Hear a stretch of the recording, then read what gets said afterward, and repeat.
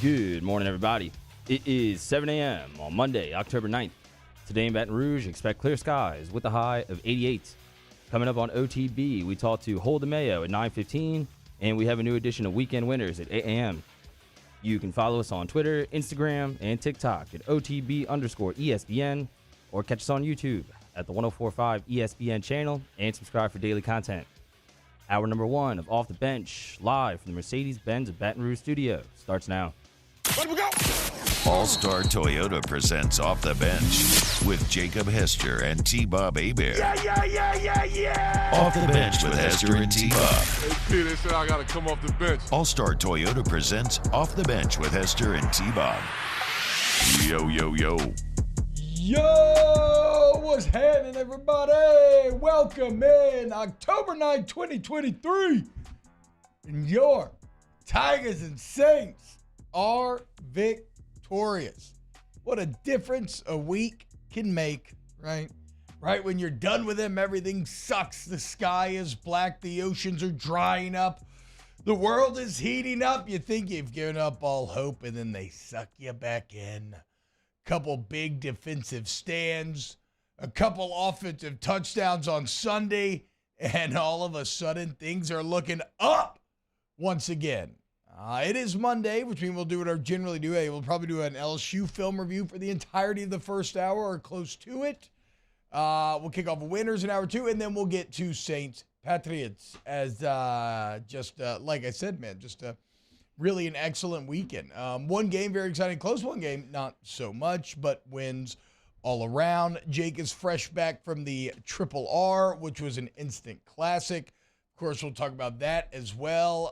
Jake, what's going on, man? How are we feeling today? How could any sports fan in Louisiana not be feeling great today after what they saw on Saturday? Was it perfect? No. Was Sunday perfect? Well, it was pretty close, but it looked really, really good. Offensively, you looked much better. And we've got like 2 full Baskin-Robbins 31 flavors of fall this morning. It's been great. Been great. Gumbo was had this weekend. Perfect time for fairs and music festivals and everything else that is fun about October. Spooky season firmly underway. So, man, it's a fantastic morning today. How we feeling, Mario? Feeling great, man. Fun weekend. Excited for more football this weekend, man. Good vibes. Hey, Taylor. Ha! How about them boys, dog? Not super surprised about it. I was telling Mario before the show. I thought it'd be closer. Should have known that Dak was going to choke in primetime because Jack always chokes in primetime. I thought they'd get a 7 to 10 point win as far as the 49ers, but I thought it'd be a little bit closer than it was. But, hey, man, 49ers, best team in the league. So, I mean, I kind of expected a loss. Yeah, look, it's a good deflection technique that you're using there. I would say this.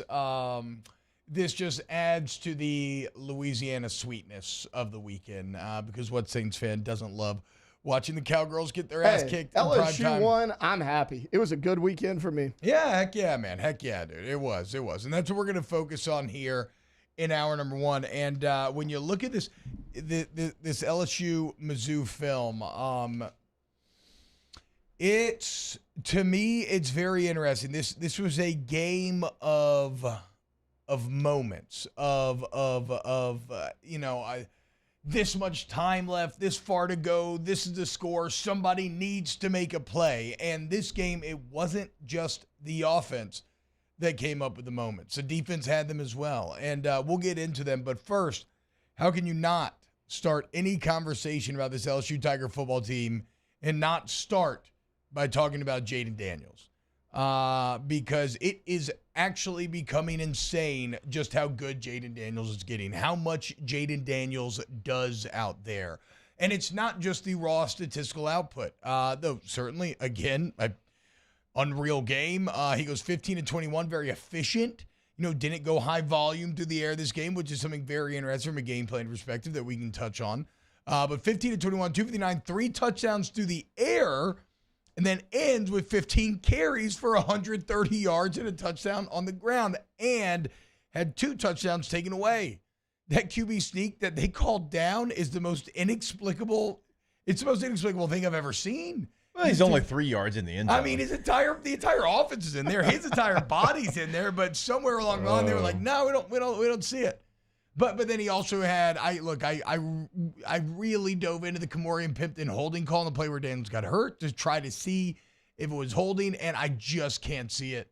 I just cannot see it. But the line judges on both sides really all day, and not just for LSU, but they struggled all day long. They were giving me disconcerting signals. they were freaking me out a little bit.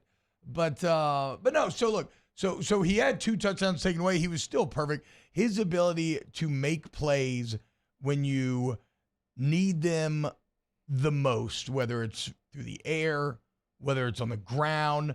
I mean, the scramble at the end where he hurdles a fallen O-lineman to set up then a deep pass to Malik right afterwards on a busted play where actually Logan Diggs does a very good job of making up for DJ Chester, having a bit of a fresh mistake there at center still. Shout out Chester. We'll talk about him. But the other deep ball to Malik, that was just a thing of beauty off of the play action where he has to flip his hips and set to throw. It's just, I've called him this a few weeks in a row now, but he is truly the conductor of the symphony back there. And everything flows through him and out of him. And he feels like,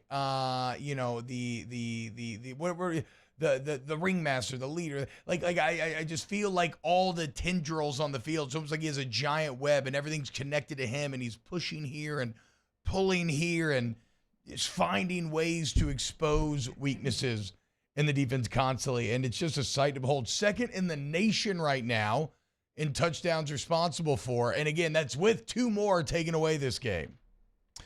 I want to talk about the toughness. Yes. I agree with everything T-Bob just said and throwing the football, running the football, doing everything he has to do, but also being a tough son of a gun.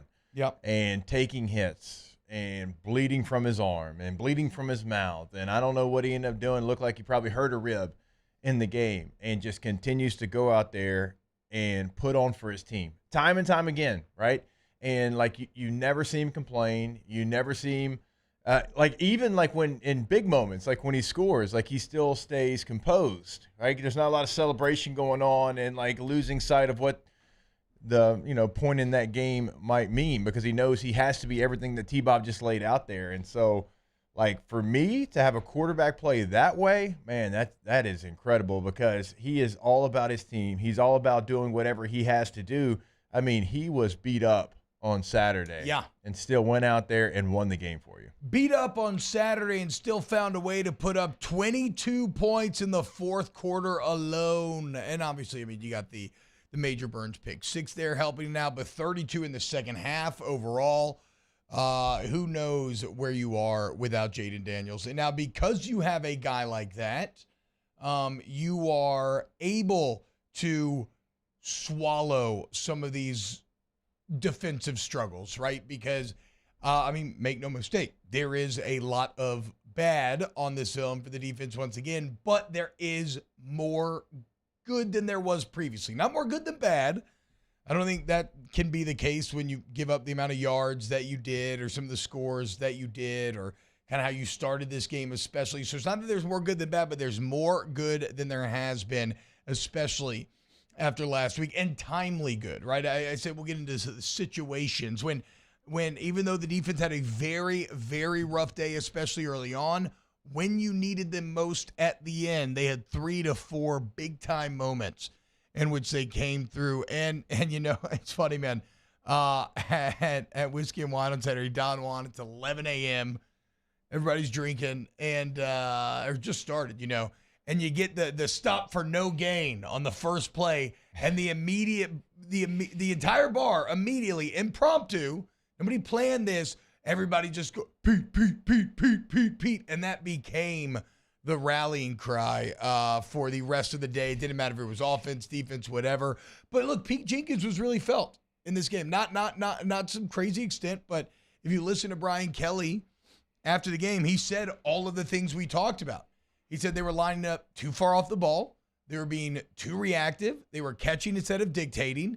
And that goal number 1 for Jenkins this week was to change that, to get them on the line, to get them attacking. And they did that. It was very, very clear on film, and it paid some big dividends late, whether it's Mason Smith knocking that pass down on 2nd and 1, which in a false starts turn 3rd and 1 into 3rd and 6. Then you get the fumble to make it 4th and 33. So, like, you had it was better.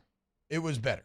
And from a technique standpoint for this D-line, it should continue to get better. But this entire Louisiana football weekend actually brought to you by Pete. Old Pete and Pete. Jenkins and Carmichael getting it done this weekend. Why don't we do this? Let's go to break, and then we get back. We'll continue to break down this film and really highlight some of those moments that we were getting at both offensively and defensively, which would just show some of the toughness and growth of this LSU team. You keep it locked right here on youtube.com/1045 ESPN. Off the Bench with Hester and T-Bob. ESPN Baton Rouge, New Orleans, Alexandria, and 1130 The Tiger. Community Steel Company, communitysteelco.com, your local steel people. If you need purlin, tubing, steel buildings, it's all right there. Gonzales, Louisiana. You can go check out the facilities for yourself, see the product for yourself. And remember, you get the best prices. So get in touch with the live and local sales team and take advantage of the fact that there are no middlemen jacking up the price. In fact, Community Steel is disrupting the steel game. Put it to the test. Go talk to the team. See the prices. See the product. You see what I mean? Community Steel Company. Go to the new website, communitysteelco.com, and really, you'll be blown away by the new website. Got all the information there that T-Bob gives you every single day, but the main thing we want you to know is how local they truly are, right? When you call the number, it's not Dallas and Austin or Houston or Atlanta. You're talking to somebody here in Gonzales that can help you, and they can help you today. So pick up the phone, give them a call, 225-647-2020, communitysteelco.com. Our listeners fire off their opinions on the jimsfirearms.net hotline at 499-1045. Keep listening for your next chance to shoot us your thoughts with the jimsfirearms.net hotline on 1045 ESPN Baton Rouge.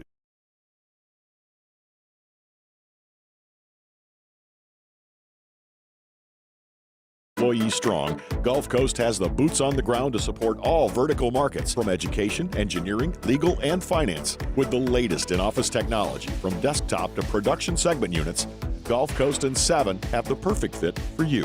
Call 225-756-2644. That's 756-2644 for Gulf Coast office products.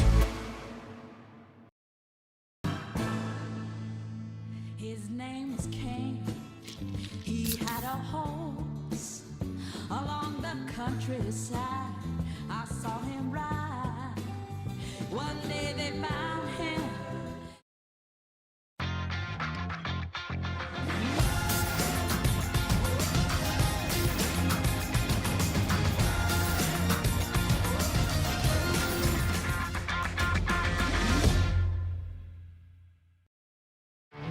There it is, the extra mile, on the border of expected and extraordinary, for those willing to go further, like vans customized for work or play, with safety and tech to keep you connected, supported by a 5-star sales, service, and finance team, and backed by the 1-star you know.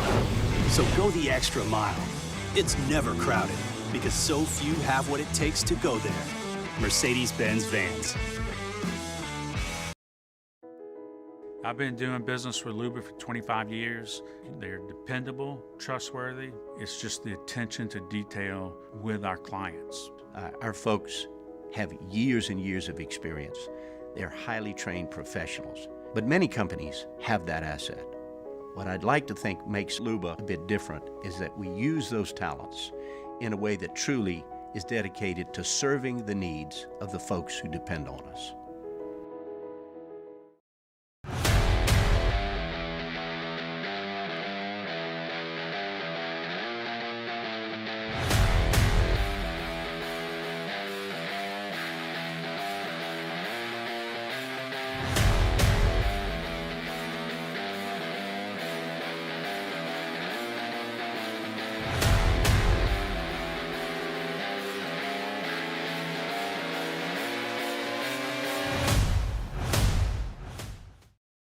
Dylan Cruz here to tell you about Six Rings Baseball and Softball Camp. If you live on the North Shore and play ball, go to Six Rings Camps with former LSU assistant coach Dan Canaveri. His knowledge is second to none, and your child will improve and have fun doing it. Camps were held at Coquille Park and Six Rings Academy in Covington with 4 sessions over the summer. Full day and morning only sessions are available from ages 7 to 13. Go to sixringsbaseball.com or call 985.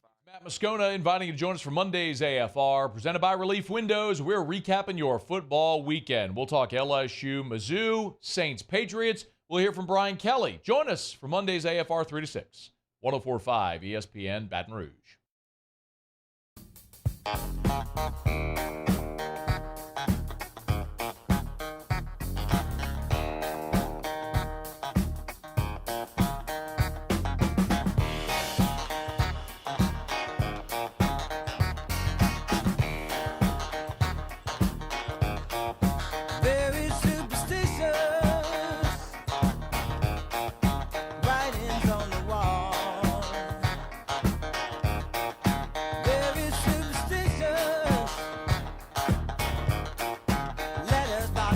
All-Star Toyota presents Off the Bench with Hester and T-Bob. ESPN Baton Rouge, New Orleans, Alexandria, and 1130 The Tiger. What's going on, y'all? Welcome back. OTB, hour number 1 here. Reading a little LSU film review. All right, let's get into some of these moments that I want to highlight through the game today. And I think I've made sense of my puzzle piece kaleidoscope of notes here. And if anybody else has a moment they want to highlight, just jump in. But to me, Jake, so the game starts and 22-10 is the first time where I'm really like, this is getting real sketchy. We've been used to these early leads that the other teams are getting out to, but generally LSU has found a way to make it like 21-14, stay within a score. So when it's 22-10, you had to settle for a field goal. Good job by Damian Ramos getting you something when you desperately needed something. But at 22-10, you had to settle for a field goal. You haven't even come close to stopping them all day long. I mean, They have gone up and down the field without even breaking a sweat. And so it feels like at this point you're about to be staring down 29-10. There's nothing you really do about it. And it was at that moment on 3rd and 5 when a man who had a very good game, Harold Perkins, steps up. They have him standing on the edge like he's going to rush. He then drops to, what did Brian Kelly call it after the game? Maybe a rail. Just basically drop. It's something they hadn't shown yet, but having him drop into coverage on the receiver, kind of underneath in the seam. And Brady Cook, they haven't shown it yet. Brady Cook wasn't ready for it. He thinks he has the receiver. Harold Perkins right there, perfect coverage, comes up with the actual hands to make the pick, forces a turnover, and you get your first stop of the day, and you give your team a bit of life. Yeah, you had to give it to them because of what you talked about. The Missouri offense was going up and down the field. It didn't feel like you could really stop them. All the things that were our biggest fears going into the game, a la Luther Burden III, like those were coming true. And then you had other receivers stepping up, and Schrader was out there running the ball like someone who was second in the SEC and rushing. And so, like, this wasn't a Mizzou offense that we were taking lightly. Like on this show, like you knew the weapons that they had, and then when the weapons are really hitting and popping, you're like, oh, man, like this could be a long day because of all these things that Missouri had to go well are going well. So that was maybe the biggest moment in the game, was just to stop and just to say, okay, we can get a stop. Your breath. Yes, let us go out there. Let us catch up a little bit on the score line as well, because like you said, when you don't score the first one, because LSU's almost had to be perfect on offense, when you didn't score the first one, you go 3 and out, it's like, oh, man, and then you look up and you're down multiple scores. So you get the pick, and it's at this point, and even the drive before, credit to LSU, because LSU came out this game with a clear intention of running the ball. And why this is interesting is this is a Missouri team that was first in the SEC, giving up 70 rush yards a game. You end up with 43 carries, only 23 passes, 66% run essentially, 43 carries for 274. And even when you got down 22-7, you did not bail. It takes balls. And you got to give Jaden Daniels a lot of credit here, Jake. Again, Brian Kelly after the game said that a lot of these were checks, right? A lot of these were Mizzou was clearly saying, okay, we're going to play coverage and we don't, we like our guys well enough to win if it's a light box, and well, you shouldn't because, or maybe they just thought because like LSU should be forced to pass because we'll be up, which, to be fair, they were. But this offensive line, if you're going to go light in the box, they're going to dominate you. And look, I think it ended up having a lot of benefits, right? So credit Mike Denbrock for sticking with it because if you remember last week, by the end of that Ole Miss game, that LSU defense looked like they were moving in slow motion. They were dog tired. Holding on to the ball in the manner in which you did this game had the dual benefit of keeping Missouri's offense off the field and resting your defense. So when the fourth quarter came around and you needed stops, your defense was actually fresher and able to do so. But you get the pick, and then on the next drive, you see another great example of what running the ball does. First off, Logan Diggs runs it all the way down, just doing a great job with anticipation. I love how much of a well, I'll let you speak on Logan Diggs, Jake. I love how north and south he is, and he's doing a really good job of finding the little gaps and holes to squirt through and get a consistent 5 to 6. Yeah, the thing that I think he does really well is a lot of times he hits the line full speed. Yeah. But even when he doesn't, like T-Bob's talking about, like it's like find it, and then it's north-south immediately. Yeah. And that's what he's doing a really nice job of. He's got some real explosive nature to him as well, and he runs just mean, nasty, tough. So he's kind of got a little combination of everything right there, and he's been key. I mean, he has been huge for LSU's success, like even going back to the Ole Miss game. Like he gives you an opportunity to play two different styles because you couldn't do what you're doing in the passing game if you didn't have a true running threat. You just couldn't do it. Like we all know, defensive lines would pin their ears back, and coordinators would blitz you, and they try to stop Jaden Daniels alone. Well, if you try to do that, you have to have a back that can take advantage of it on the other side, and Logan Diggs has certainly been able to do that. I mean, he has taken this running back rotation fully off the board. Yeah. I mean, it's him. Like it's in – look, we're talking about some good players that aren't getting playing time because Logan Diggs is forcing the offense to play him. I mean, he has 24 carries in this game. Josh Williams was the only other running back that touched it. He had 2 carries. So he has forced what we thought was going to be a 3, maybe a 4-man rotation at running back to be solely, no, we've got an RB1, and we're going to ride him all game long. And he earned it. And he actually came up with the big pass pro pickup again on the Malik Neighbors touchdown to take the lead later in the game. Okay, let's get back to moments, though, because – one of the next moments to me is you are losing 32-27. It's the beginning of the fourth quarter, only 11 minutes left in the fourth. Jaden Daniels just got the holding taken off the board and got hurt. Then you missed the field goal. Okay, so it's the fourth quarter. You're down a touchdown, and you had a sequence where what I believe was a bad holding call, which took a touchdown off, got your quarterback hurt, and then you missed the field goal. Okay, so pretty disastrous stuff. It's at that point when your defense takes over, your defense that has been hapless, feckless, generalless for a few weeks now. And what do? Shout out the defense. They force a massive 3-and-out. And once again, who was it that was kind of the engine behind it? Harold Perkins. So 32-27, 11 minutes left. You got to come up with a stop on the first play. I love this play, Jake, because Perkins is in zone coverage. Brady Cook starts to scramble, and Perkins takes a step towards Cook. And then you can almost see the, hold up now, we've talked about this, like pop into his brain because he starts to get sucked in towards Cook. He sees that everybody else, Cook is covered. It's not his responsibility. And he immediately drops back. One step forward, then starts to drop back. Cook tries to put it over his head. He jumps up, bats it down. Perfect. Second down. The next play, he's again in that nickel Sam roll. They try to run a swing pass to his side. He fights through the blocker, comes up with a TFL. All of a sudden, it's 3rd and 13. Well, we've been here before. What's going to happen? Great coverage leads to Mason Smith getting the sack, and all of a sudden, it's a 3-and-out, and you have now set the offense back up. That is complimentary football. Okay, the offense came away with 0. You stopped through your mouth, and you gave them another chance right away. That was probably my favorite sequence of the game. And look, we're talking about players that we were counting on coming into the season, Harold Perkins and Mason Smith. You have players. Do you have players right now like that at every level? No, you don't, but you certainly have some players that can change the game, like T-Bob's going through.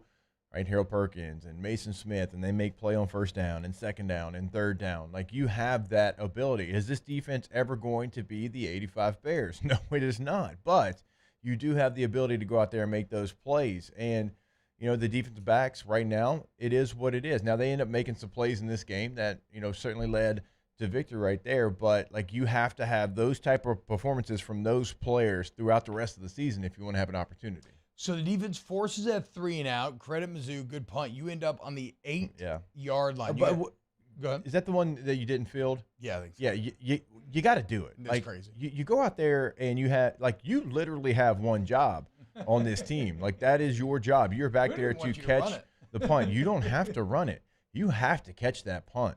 You have to go out there, be aggressive, and go fair catch that punt. You're talking about, 20 yards of field position. I mean, they're punting out of their own end zone. And as we're saying, a critical time. Fourth quarter, down 5, every yard matters. They flipped the field completely because, like, you didn't go up there and catch. Like, you have to. And look, it is a lot of times it is nerve-wracking to be in that position. But again, that is the one thing that Clayton does on this team. He is the punt returner.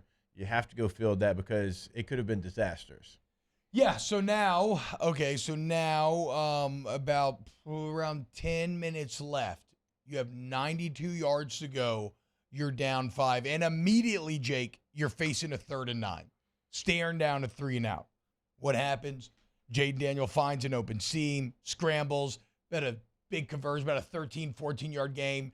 Next up, it's a big gainer, Malik Neighbors. Then all of a sudden, it's 3rd and 3 from Mizzou 35. What does Jaden Daniels do? He takes it all the way to the end zone from the Mizzou 35. And just like that, a sequence that was kicked off with the toughness of a defense that has been awful, forcing that 3 and out. All of a sudden, you go up and you are now winning 35-32. Jaden Daniels just would not be denied finding his way to the end zone.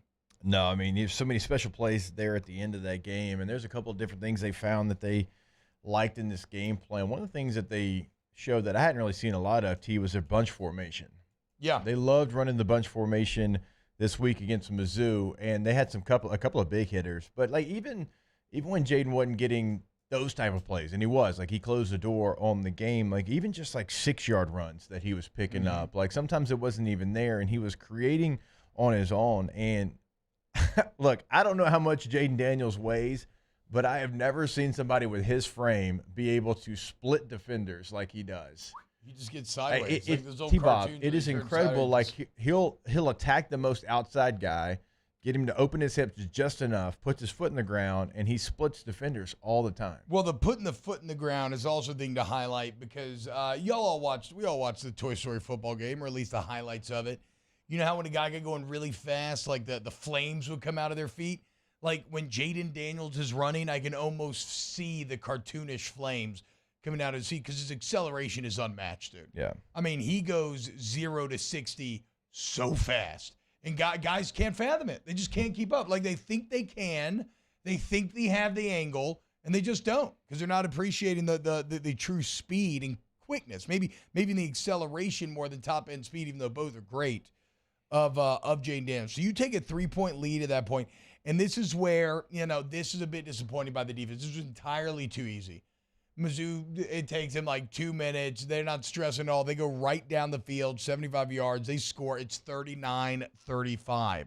So all of a sudden, all that good work by the offense now once again erased, and Jaden Daniels, the boys, get the ball back. There's 5 minutes, 40 seconds left, 75 yards to go in an opponent's stadium, ranked environment. Look what happened in Notre Dame and Louisville this weekend, okay? None of this is easy. That is a good Mizzou team. You're in their stadium. They have belief. They have a lead. You're coming off of your own ranked road battle a la Notre Dame and what happened in Oxford last week. Like, it would have been real easy to give into the momentum, to give into the crowd. Just say, you know what? We put up 35. It just wasn't enough. But, hey, what do? They go right down the field. It's set up with a massive scramble by Jaden Daniels, in which he does a little draw up the middle. Lineman falls on the ground. He hurdles the lineman, takes off to the sideline. And then again, that's where the kind of busted coverage from Mizzou comes into play. They get pressure on Daniels. He flushes, and he finds Malik wide open for the touchdown. And again, this play only works. We can get into it, but DJ Chester ended up coming in. So you ended up playing your third center in the most important parts of this game. And Chester was unflappable. He played well. But on this play, he had a bit of a miscommunication, lets the nose go, and it's Logan Diggs who has to, despite having, a 100-pound disadvantage, gets in the way just enough to give Daniels time. Touchdown, LSU takes a 3-point lead. Yeah, and you mentioned Chester coming in, and you go back to the one that you just talked about, that first quarterback draw. I mean, he did a nice job of really just caving that entire right side down, him and Frazier, the guard there, and that's very difficult to do. And Marlon Martinez is somebody that we've highlighted a lot, having a guy that you can come in there, has played so much before, but he didn't do what they needed him to do in that game. Had a couple of high snaps, and they trusted a true freshman that, I don't want to say he's out of position, but I don't think anybody thought he was coming here to play center. No, true. I mean, and T, you obviously can talk about how difficult that is, kind of coming in here and you're thinking you're going to play guard, and it's like, no, I kind of found my way to be a center as a true freshman on the road in this type of environment. So that's not easy to do. It definitely helps having vets around you, because you could see Dellinger and company making the calls. Yeah. Basically being like, hey, that's, hey, Mike, blah, blah, blah, whatever, passing along lines. But physically, and look, he didn't have MAs. Like, physically, though, Chester, well, except for the one that I'm currently watching the play that you're talking about, and Logan Diggs just enough to get in front of him. He just had to get in the way. He gets blown back about 4 or 5 yards, but he keeps his feet in front of him, and he keeps him off of Jaden. And so you have a 3-point lead. And now we arrive at another tough moment that I love. Mizzou gets the ball back. And remember, at this point, Jake, this is exactly where you were last week. Yeah. Winning, couple minutes left in the game, defense come up with a stop, and you win the game. Mizzou immediately moves the ball up to the 50. Very concerning stuff here. They made it. Oh, and then it's 2nd and 1. And this is why little plays turn into big plays. At that point, Mizzou's marching. It's 2nd and 1. 2nd and 1 feels like nothing. They're going to throw a slant over the middle. During watching the game, I thought Perkins had a good enough jump on it to pick it. I don't think he would have gotten it. Actually, I think it would have been a first down. Throw a slant over the middle. Mason Smith, active hands, gets his hands up. Not worried about playing with the O-lineman. Gets his hands up, bats it down. Okay, 3rd and 1. Whatever. Yeah. You've been awful getting on the field 3rd. That ain't going to happen. Well, Mizzou, false start. Oh, okay. Okay, 3rd and 6, whatever. It's 3rd and 6. Still not going to happen.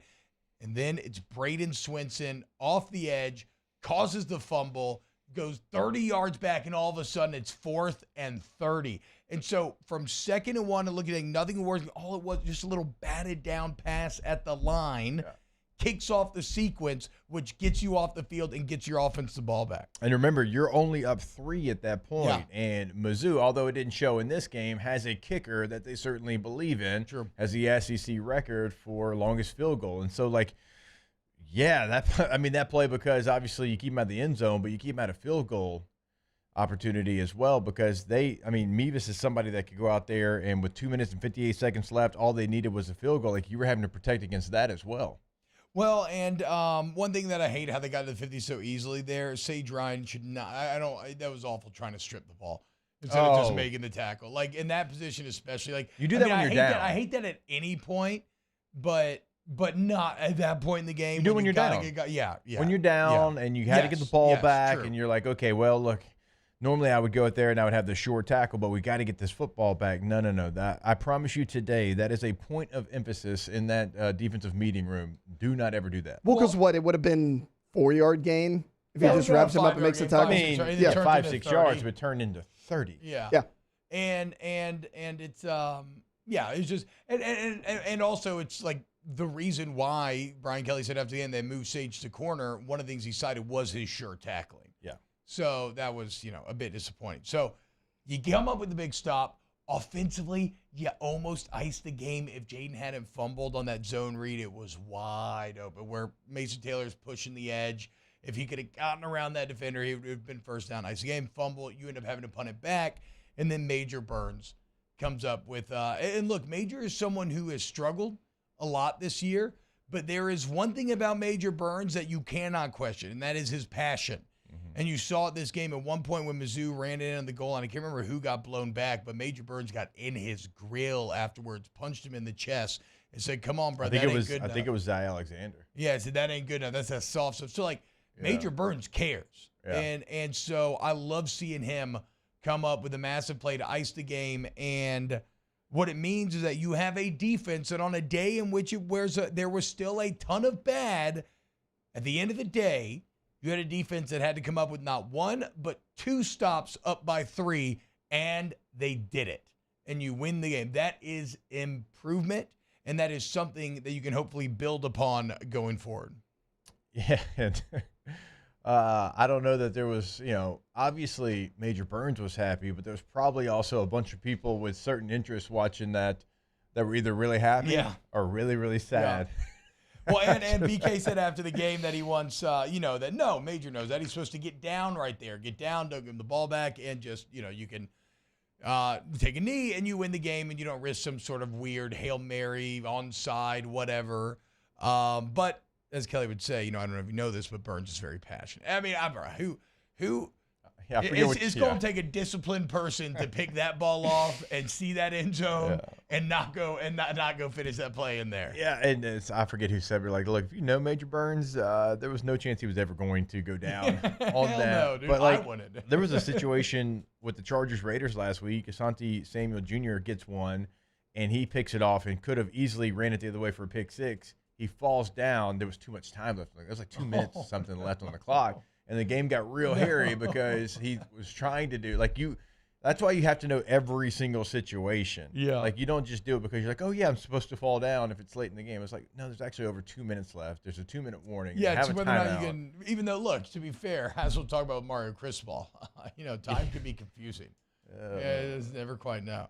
All right, so those are kind of, I know that felt a bit game Floyd, but again, I wanted to highlight the tough moments, right? The inflection points where last week LSU folded and this week they found a way offensively, defensively. It also highlights the greatness of Jaden Daniels, Malik Neighbors, Logan Diggs, the offensive line, all of these playmakers, Harold Perkins showing up when you needed them most, and then you get a road-ranked win in the SEC, which is never an easy thing to do. All right, when we get back, we will start to kind of wrap up at our finishing touches, final thoughts on this film review. Keep it locked right here on 104.5 ESPN. Off the Bench with Hester and T-Bob. Ooh, I bet you I know what won the game. Me drinking Noel Blanco tequila all day at Don Juan now. At Don Juan. Hell yeah, man. And really, it's everywhere. Your favorite local bar, your grocery store, whatever, your liquor store, ask for Noel Family Distillery when you go in there and buy from the boot, people. Keep it local. It is so damn smooth. I drink a lot of tequila. It's little nightcap. I'm telling y'all, okay, the Blanco, the Reposado, if you're a vodka person, pickle vodka, rum. They spent years refining this taste. It's incredible. Straight out of Devil, Noel Family Distillery. Yeah, go to their website and you can see different recipes. Some of the ones that T-Bob talks about all the time. Remember, you can always book your visit, tours and tastings, classes. If you want to rent out the space, all that is available as well. It's all there on their website, noeldistillery.com, noeldistillery.com. In times of need, get a full list of phone numbers, websites, and other important emergency information on the Demco Stormwatch page at 1045ESPN.com. Life in Louisiana is a song. A symphony of sound, colors, and movement. Life is here, now. For life's moments, big and small, always there. The right card, the right care. There it is, the extra mile, on the border of expected and extraordinary, for those willing to go further, like vans customized for work or play, with safety and tech to keep you connected, supported by a 5-star sales, service, and finance team, and backed by the 1-star you know. So go the extra mile. It's never crowded, because so few have what it takes to go there. Mercedes-Benz Vans. was a humid day. Barefoot children play, looking for that summer shade. Time just slips away. Oh, Louisiana, some kind of hold on me. Like cypress stumps, your roots are planted deep inside of me. Running Boards Marketing can help you get their attention. Imagine your brand's message on a giant LED billboard truck that can't be skipped and is nearly impossible to ignore. Running Boards Marketing is the leader in effective and affordable advertising on digital mobile billboards, which are 2 times more effective than traditional billboards. With a 97% recall rate, you'll leave a lasting impression with your customers.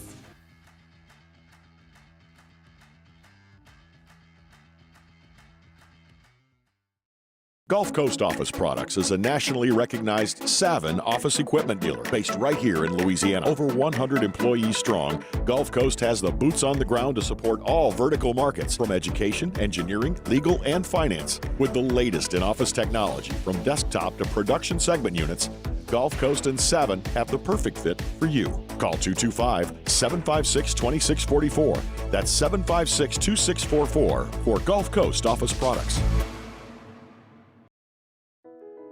I've been doing business with Luba for 25 years.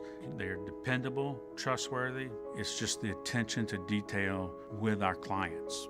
Our folks have years and years of experience. They're highly trained professionals. But many companies have that asset. What I'd like to think makes Luba a bit different is that we use those talents in a way that truly is dedicated to serving. Sandgrove, join us for the Monday edition of Live at Lunch for 10 a.m. from Walk-Ons in Brewley. Short trip across the river, and it includes the Brian Kelly press conference. Live at Lunch, 10 a.m. on Monday on 104.5 ESPN Baton Rouge.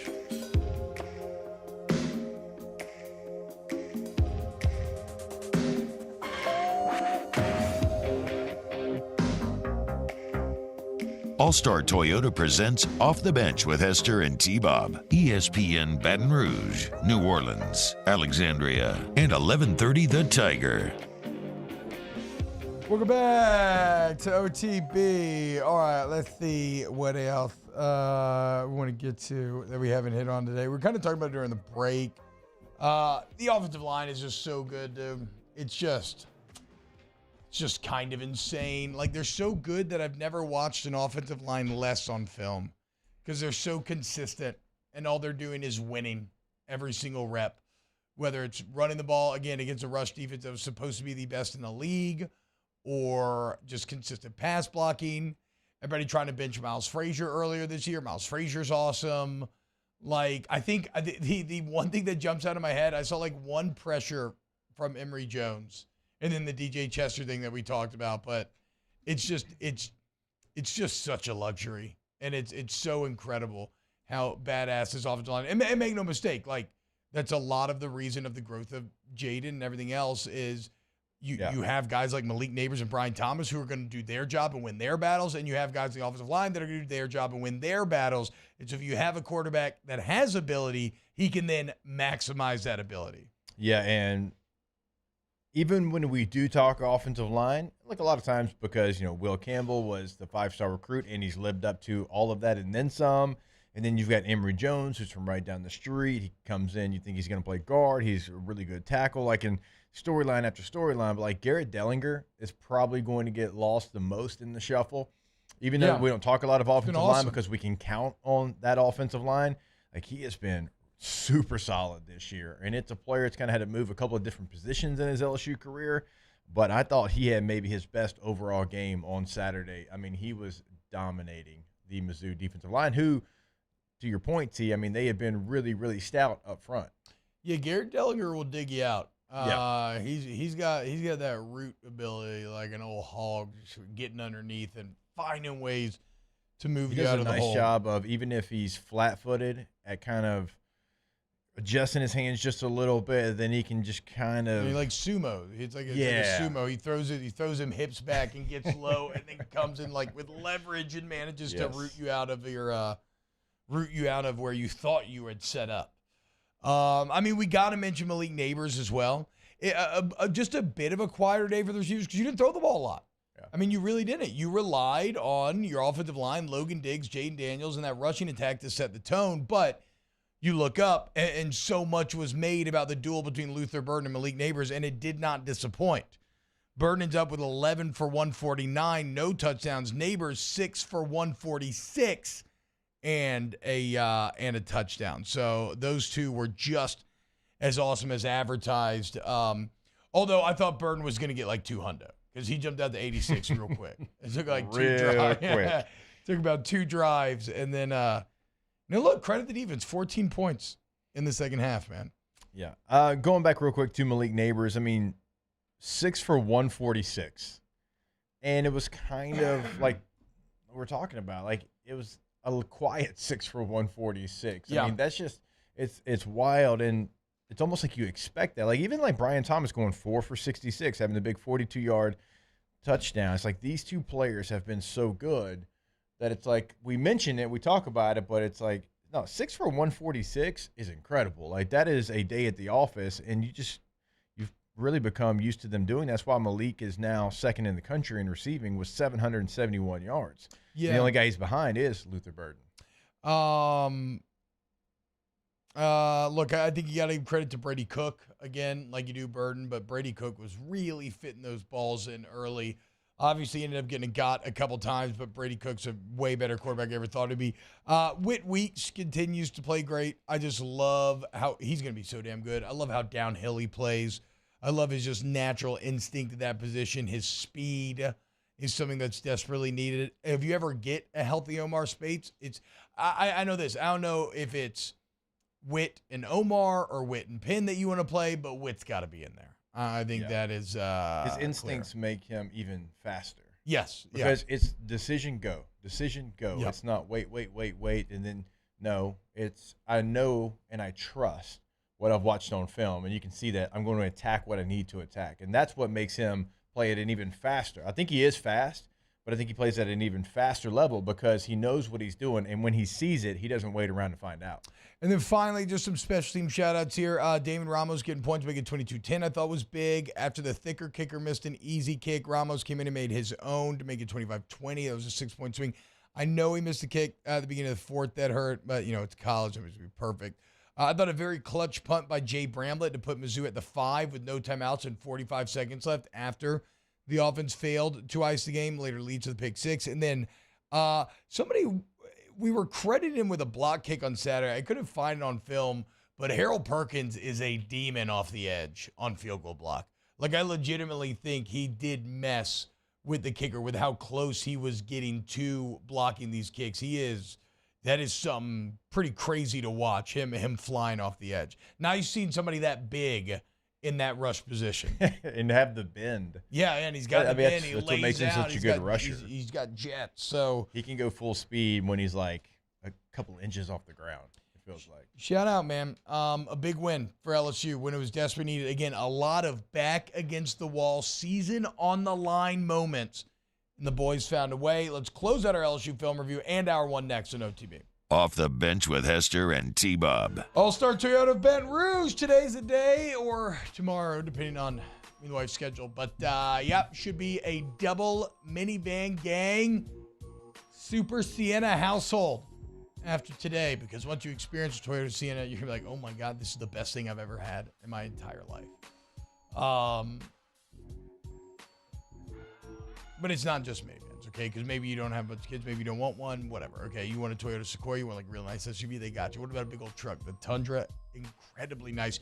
And with that Toyota manufactured, it's going to stand the test of time, last for years and years and years. All-Star Toyota Baton Rouge, allstartoyotabatonrouge.com. Yeah, once you go to the website, remember you can do it all. You can find certainly the new vehicles. You can customize your own Toyota. You can add, you can take away, however you want to make that new vehicle. Also, you can check out the leases, something T-Bob and I have taken advantage of a couple of different times, and certainly the rental department where everything is available. Check out those per-day rental prices, allstartoyotabatonrouge.com.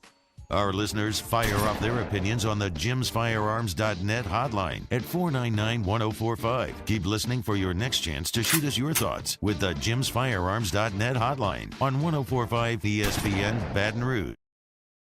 When is a taco more than just a taco? When it's Government Taco. Voted best tacos 3 years in a row by 225 Magazine, Government Taco puts the most delicious spin on tacos the capital area has ever seen. With creative combinations like the Magna Carrot, the Filibuster, or the Steak of the Union. Plus perfect tortilla chips paired with the best salsa and queso you've ever had. And happy hour every day from 3 to 6 p.m. and all day on Thursday. Government Taco, 5621 Government Street.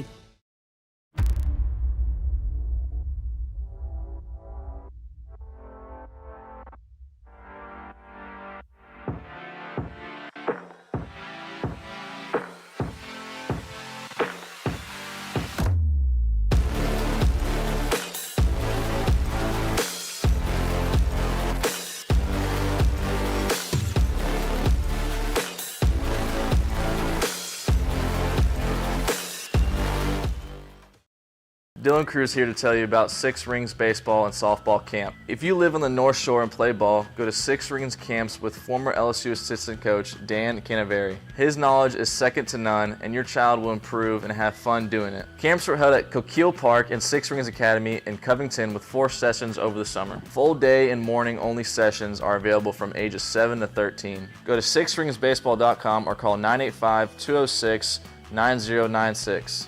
Learn the game to love the game.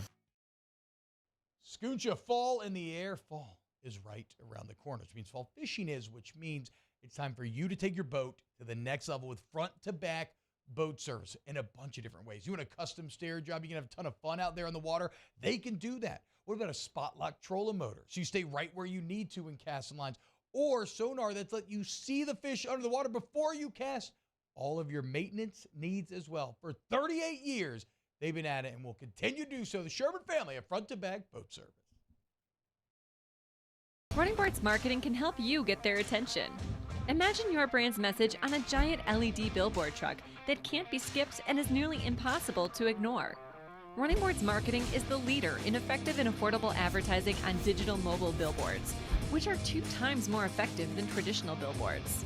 With a 97% recall rate, you'll leave a lasting impression with your customers.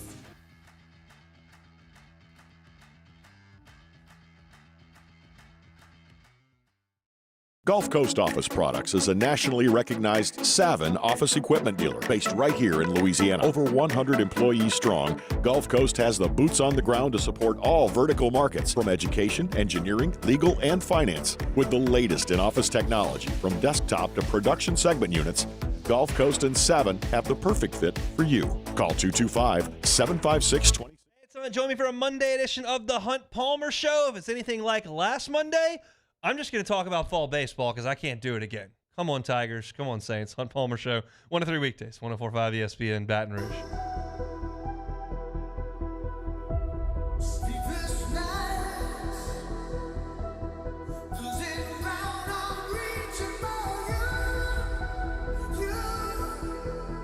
All-Star Toyota presents Off the Bench with Hester and T-Bob. ESPN Baton Rouge, New Orleans, Alexandria, and 1130 The Tiger.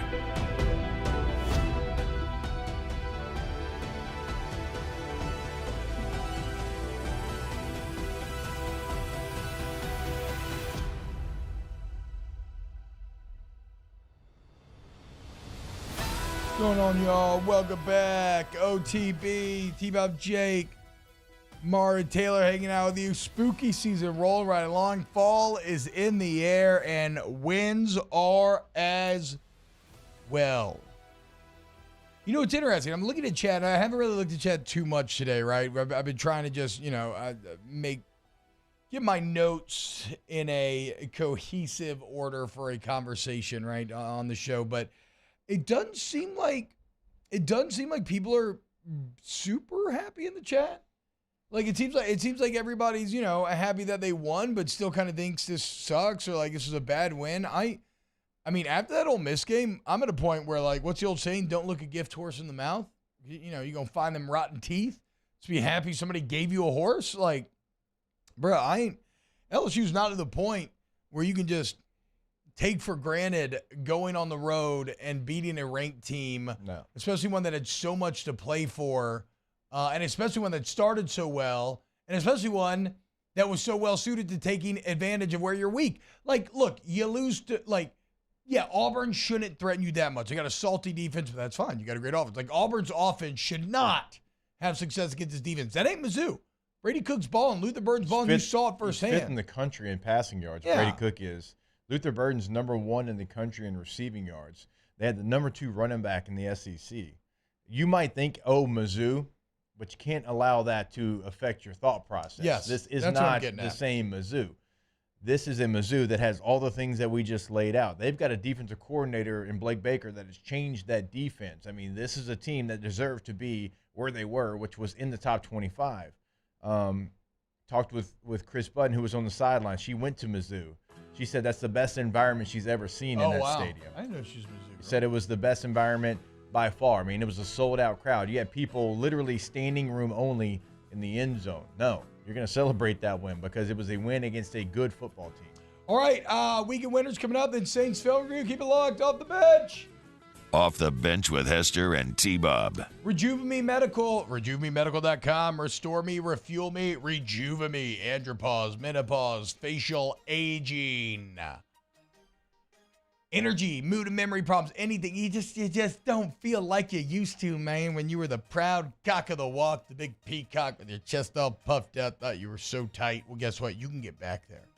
You can get back there with Rejuve Me. Only now you have the added wisdom of a bit of age. Yeah, that's right. Keep your physical superiority of youth with the added wisdom of age and become your best self. Rejuve Me Medical. Restore me, refuel me, rejuve me. Yeah, go to the website because they do have a list of conditions that they can help you out with. And maybe you don't know what it is. Like, you can go check out the full list of conditions they can help you with, and weight gain or facial aging, fatigue and insomnia, like whatever it might be. But maybe you don't know and you just don't feel right. Well, that's when you go in and you get your labs drawn. Go get that consultation set up right there in the website, RejuveMeMedical.com. Bayou Ford has the new inventory to get you in a new Ford truck or SUV today, or customize your next vehicle just the way you want it. All new Bayou Ford vehicles come with a 1 million mile powertrain warranty. The crew at Bayou Ford is going to do right by you. When it comes to ending cancer, we push forward, always working together for you. That's why our cancer experts at Ochsner have clinically integrated with MD Anderson Cancer Center. This means advanced cancer care, including access to life-saving clinical trials and integrating care to treat the whole you. Introducing Ochsner MD Anderson Cancer Center. Long live you.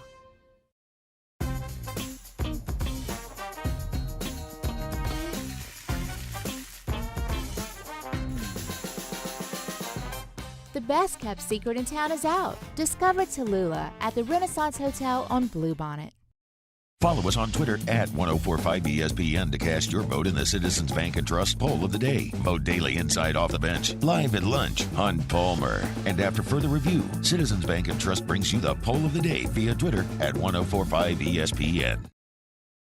The Windsor Senior Living Community in Mandeville, Louisiana is a beautiful, vibrant apartment community geared toward seniors.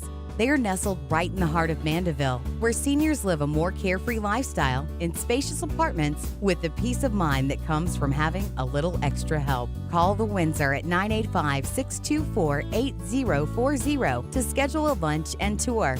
Come see how the Windsor can be your passport to peace of mind. I've been doing business with Luba for 25 years. They're dependable, trustworthy. It's just the attention to detail with our clients. Our folks have years and years of experience. They're highly trained professionals. But many companies have that asset. What I'd like to think makes Luba a bit different is that we use those talents in a way that truly is dedicated to serving the needs of the folks who depend on us. Dylan Cruz here to tell you about Six Rings Baseball and Softball Camp. If you live on the North Shore and play ball, go to Six Rings Camps with former LSU assistant coach Dan Canaveri. His knowledge is second to none, and your child will improve and have fun doing it. Camps were held at Coquille Park and Six Rings Academy in Covington with 4 sessions over the summer. Full day and morning only sessions are available from ages 7 to 13. Go to sixringsbaseball.com or call 985-206-9096. Learn the game to love the game. Scooncha, fall in the air. Fall is right around the corner, which means fall fishing is, which means it's time for you to take your boat to the next level with front-to-back boat service in a bunch of different ways. You want a custom stair job, you can have a ton of fun out there on the water. They can do that. What about a spot lock trolling motor? So you stay right where you need to in casting lines. Or sonar that's let you see the fish under the water before you cast. All of your maintenance needs.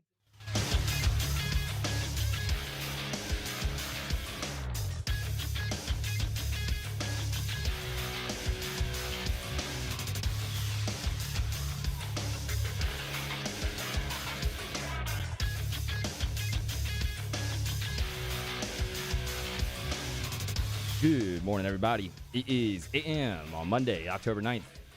Today in Baton Rouge, expect clear skies with a high of 84. Coming up on OTB, we have a new edition of Weekend Winners coming up next, and Hold the Mayo joins the show at 9:15. You can follow us on Twitter, Instagram, and TikTok at OTB_ESPN, or catch us on YouTube at the 1045 ESPN channel. Hour number 2 of Off the Bench, live from the Mercedes-Benz Baton Rouge studio, starts now. Let we go! All-Star Toyota presents Off the Bench with Jacob Hester and T-Bob Hebert. Yeah! Off the Bench with Hester and T-Bob. Hey, P, they said I got to come off the bench. All-Star Toyota presents Off the Bench with Hester and T-Bob. Yo, yo, yo. Yo, what's happening, y'all? Welcome back. Hour number 2 of OTB. LSU film review in the books. Going to talk Saints this hour, but first, let's get into, and if you want to put yours in chat, we'll get those as well. Let's get into some weekend winners. That's how winning is done. That's right. We can't have anyone freak out there, okay? We've got to keep our composure. We've got too far. I'm by winning. I win here and I win there. Now what? Are you doing what it takes to win a championship? Wow, winning. Well, then I guess there's only one thing left to do. What's that? Win the whole thing. All right, my first weekend winners where you were at, Jake. We're still going to pick Jake's brain about the Triple R. But, I mean, Oklahoma fans, what a weekend, what a moment, what a game. I accused y'all of mental gymnastics in the offseason. Did not think Brent Venables was the guy. We said it on Friday. This was a game where the numbers and the computers liked Oklahoma. We kind of maybe thought Texas would win. We had Oklahoma covered. We thought maybe Texas would win because we just thought maybe they were better on the lines. But, man, that Oklahoma defensive Venables came to play. And what more can you say about Dillon Gabriel? Everyone wants to talk about Quinn Ewers. Dillon Gabriel comes through in the end. But you know where it all starts? It all starts up front. And look at this highlight right here if you're watching it. You watch the left tackle, 75, take on not one, but 2 defenders to give Dillon Gabriel just enough time to find the game-winning touchdown in the back of the end zone with 13 seconds left. That is the good stuff right there. Ooh, it's an all-time good feeling. Had a couple of those. That's every O-lineman's dream where you just feel like, I mean, that is some Game of Thrones, Kingsguard, White Cloak. Your sovereign is in trouble. You got to find a way right there, dude. Look at him just fighting them both off with his sword. Oh, no, that is awesome, man. Incredible environment. And a weekend winner for me is just the entire setup of that matchup.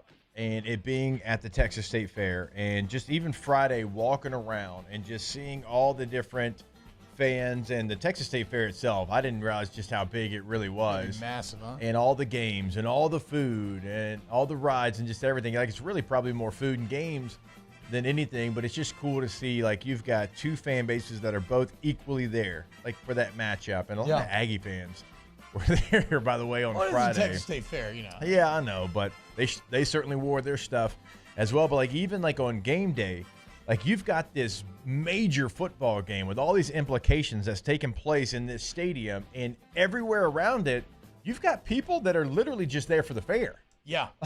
They're not there for the football game. They are there for the food and the rides and the games and all that, and it's just, like, a very unique setup. And the fact that all these people are there, and they know, but they don't care that this major football game is going on. Like, and I mean, the Cotton Bowl is in the middle of the fair. It's not like it's adjacent to it, or it's across the street, or no, it's like it is right in the middle of the Texas State Fair, and so it was a great setup. One of those trips that I would encourage everybody to go check out, much like Army Navy last year. I mean, it's one of those things where if you haven't seen it, it's certainly, as a football fan, something that you need to do.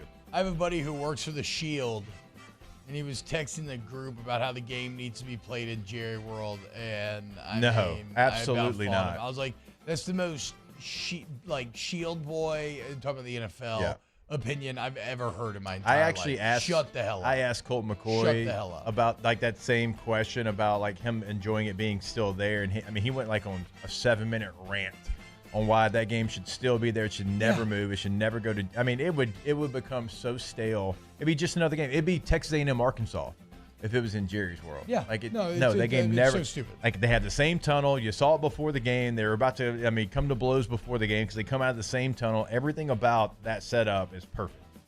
All right, who's that? Shout out to Foster Moreau. Scored his first touchdown with the Saints on Sunday. Hey. And we all know the story by now. Got diagnosed with Hodgkin's lymphoma back in March. But it's really cool because, October is crucial catch month for the NFL. They're trying to encourage people to go out and get tested. And Foster caught his first touchdown in the end zone with a crucial catch painted on the back. Very cool. Spiked the hell out of the ball after. So that was a cool moment. Shout out to Foster Moreau, weekend winner. Taylor, what you got? Yeah, I was going to go Louisville weekend winner. Big win over Notre Dame.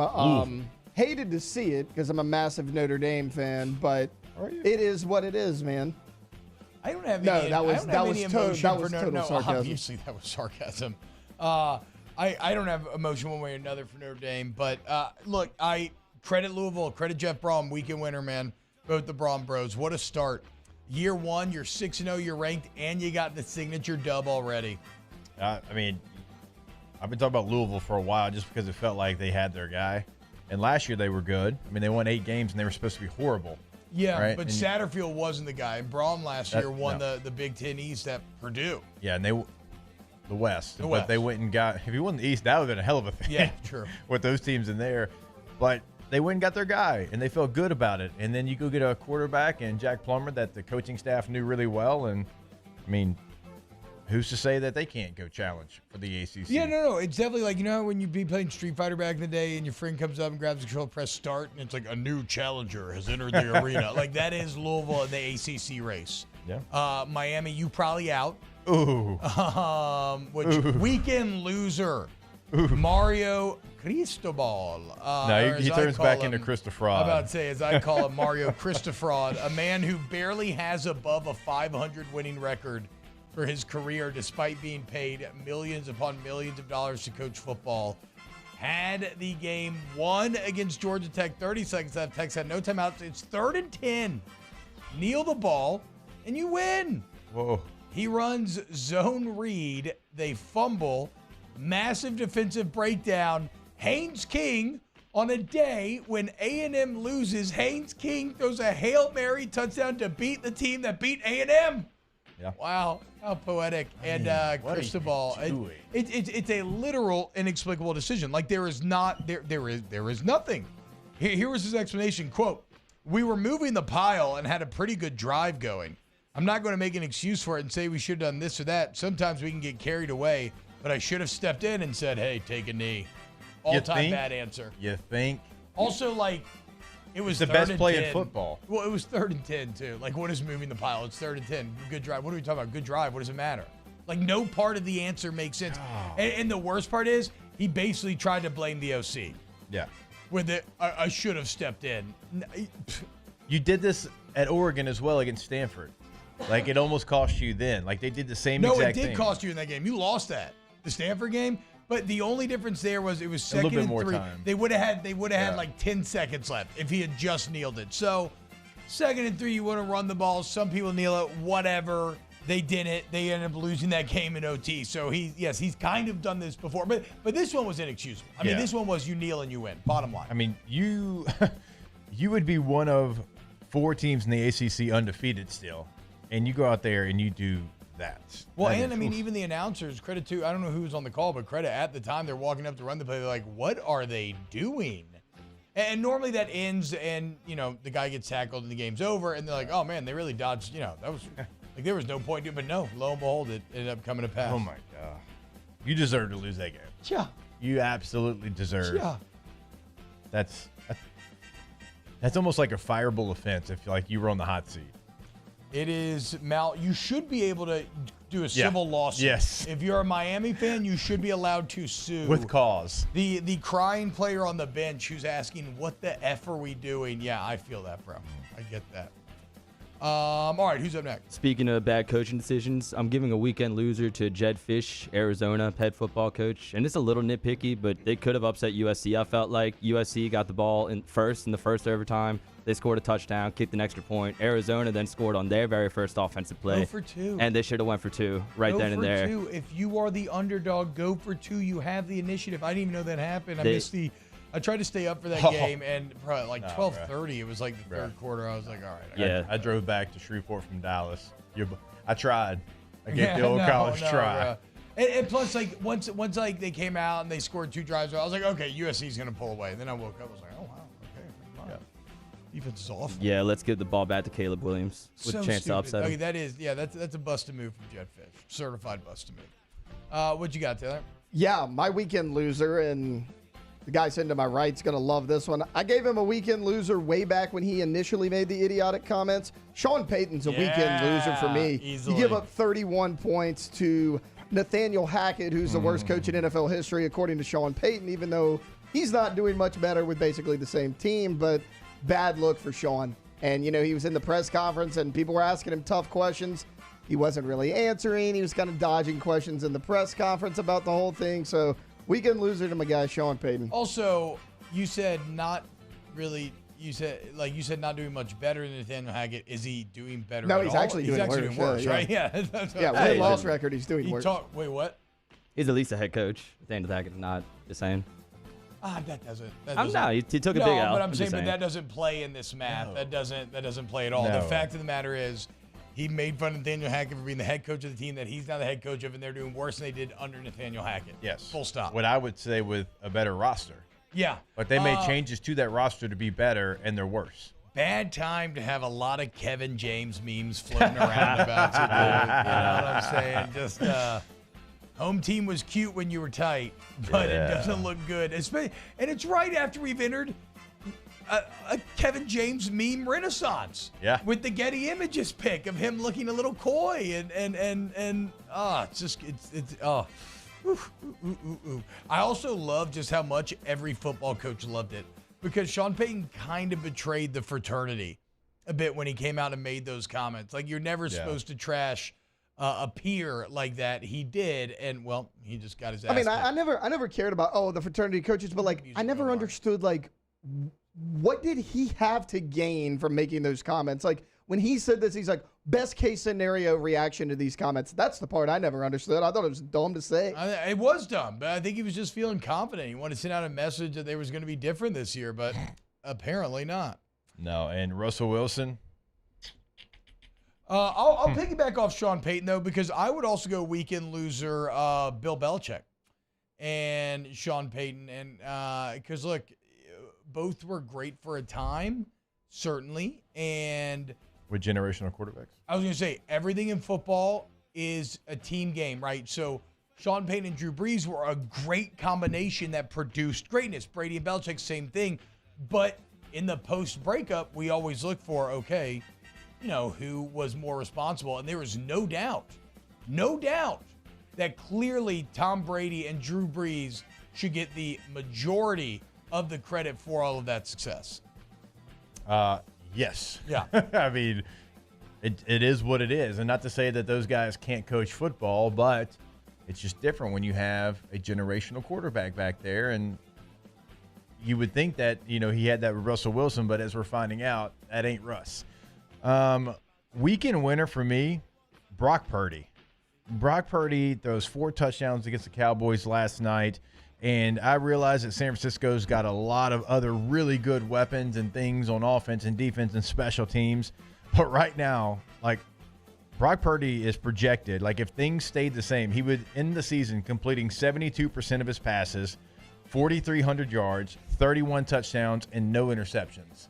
Because he has not thrown an interception yet. He is the perfect quarterback for what they want to get done in San Francisco. He takes care of the football. He makes good decisions. He can make all the throws and the route trees and the whole deal. And, like he knows that George Kittle is a dog, and he throws it to him, where Jimmy G last year and others were not throwing it to George Kittle. And so he is the perfect quarterback, and that's why you trade a Trey Lance to Dallas. That's why you don't sign Jimmy G back.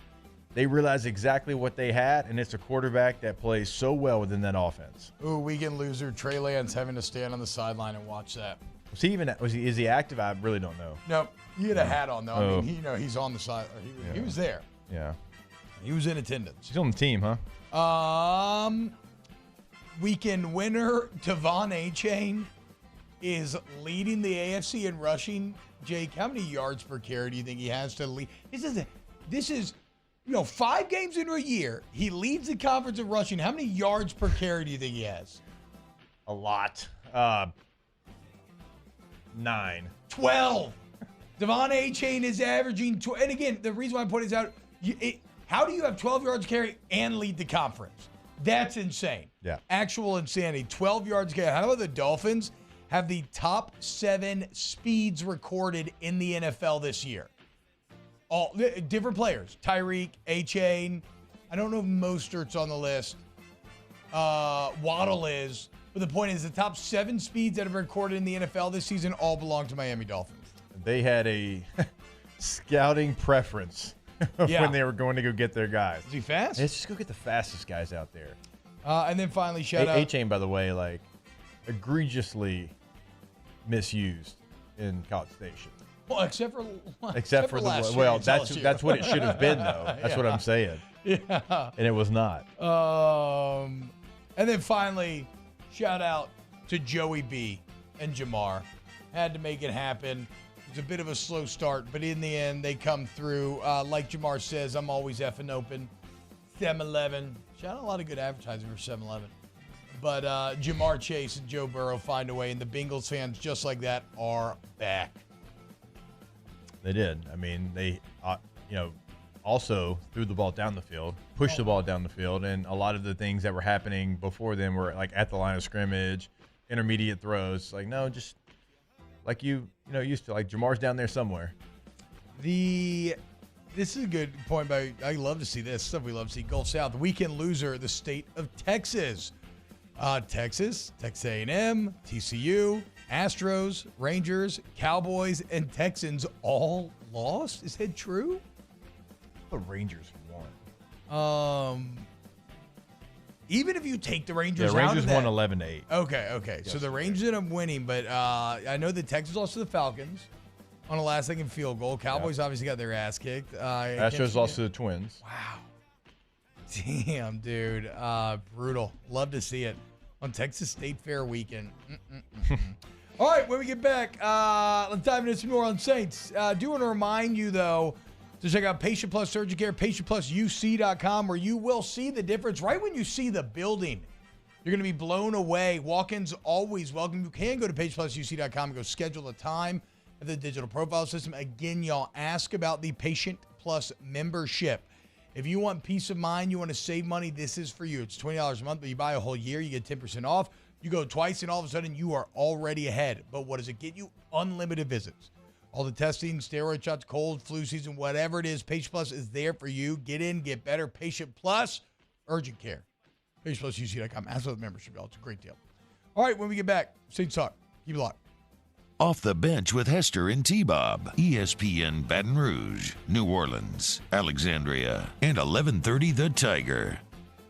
In times of need, get a full list of phone numbers, websites, and other important emergency information on the Demco Stormwatch page at 1045ESPN.com. Bayou Chrysler Dodge Jeep Ram has $12,000 off MSRP or 2.9% for 72 months on all new 23 Ram 1500 trucks in stock. All with Bayou's 1 million mile warranty. The crew at Bayou Automotive is going to do right by you.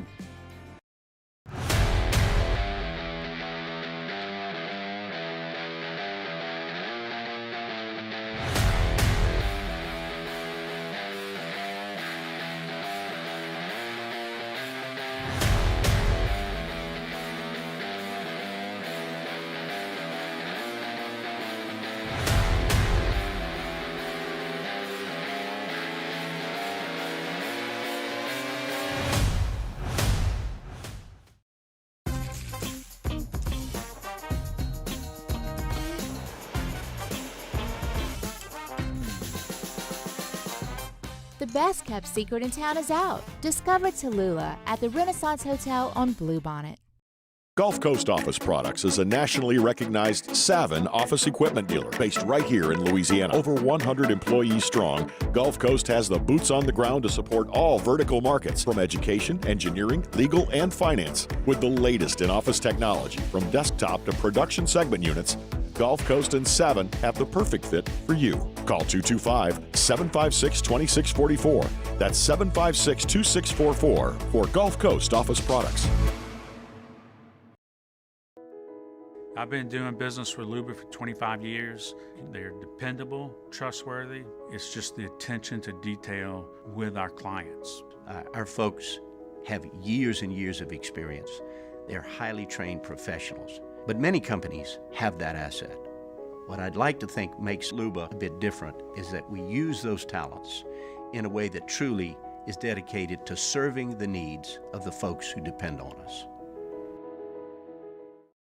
Dylan Cruz here to tell you about Six Rings Baseball and Softball Camp. If you live on the North Shore and play ball, go to Six Rings Camps with former LSU assistant coach Dan Canaveri. His knowledge is second to none, and your child will improve and have fun doing it. Camps were held at Coquille Park and Six Rings Academy in Covington with 4 sessions over the summer. Full day and morning only sessions are available from ages 7 to 13. Go to sixringsbaseball.com or call 985-206-9096. Learn the game to love the game.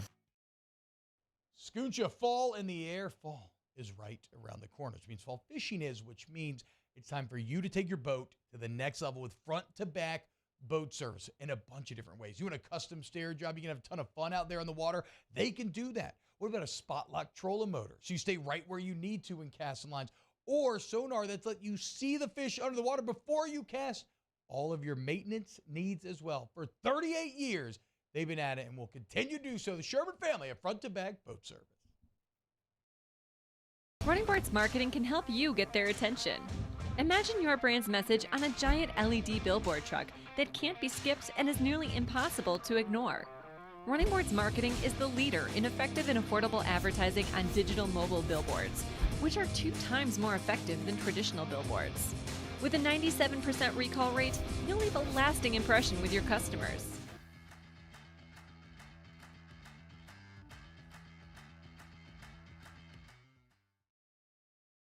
At Relief Windows, we're more than windows. We're windows, doors, party plank, and vinyl siding. But our #1 product is always customer satisfaction. Visit us online at reliefwindows.com. Oh, by the way, we do shutters too. His name was Cain. He had a horse. Matt Moscona inviting you to join us for Monday's AFR, presented by Relief Windows. We're recapping your football weekend. We'll talk LSU, Mizzou, Saints, Patriots. We'll hear from Brian Kelly. Join us for Monday's AFR 3 to 6, 104.5 ESPN Baton Rouge.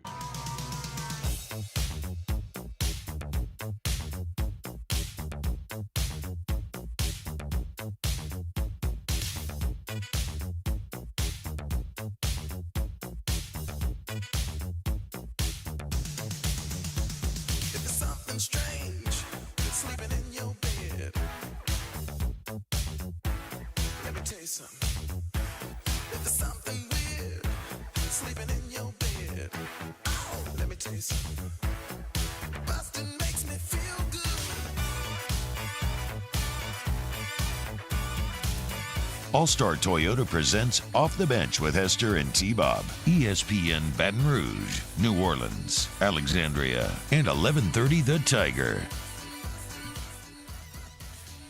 Channing, y'all, welcome back. OTB, moving on to your black and gold New Orleans Saints. So Saturday, LSU was in another dogfight, you know? And let's be clear, I love the fight.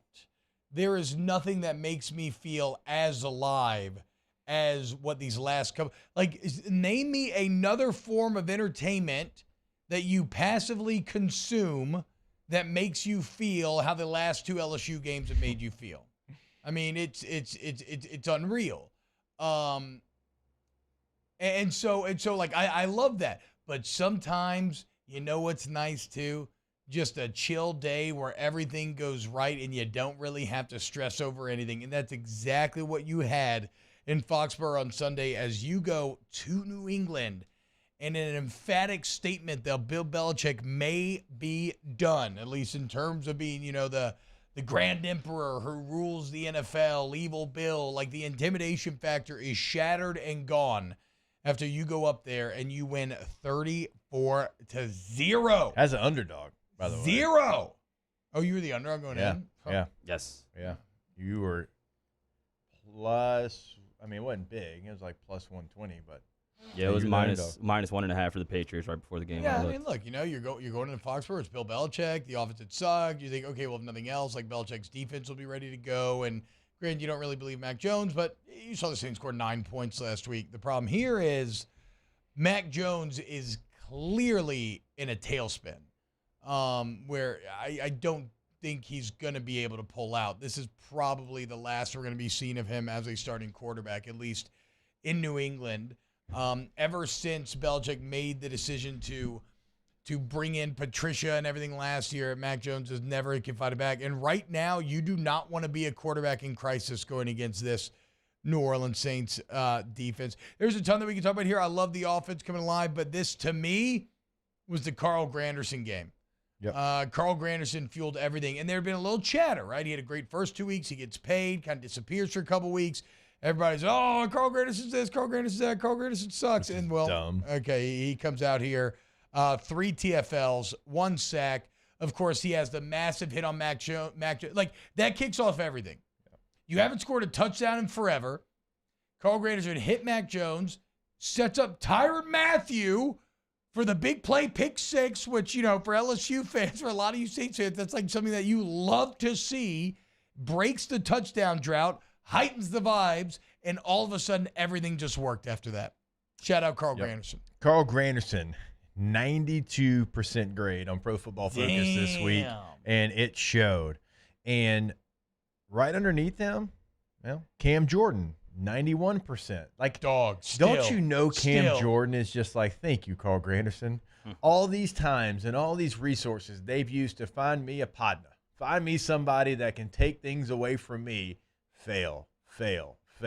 Well, turns out you didn't have to be a first-round pick or even an early second-round pick to be that guy, because them together, man, you're talking about Cam Jordan playing still at a very high, elite-like level, and now it's going to be even better because you have somebody in Carl Granderson where if you double-team Cam, he can beat you. And so now you have to really think about, do I want to pick my poison? Like, where are we going to send the extra offensive lineman if they rush forward? So it has been a great tandem. And then Demario Davis played like he always does, it feels like. And when those 3 guys are going, man, this Saints team, even if the offense sputters, and the offense still struggled to run the football yesterday, they are going to be in every single game they play.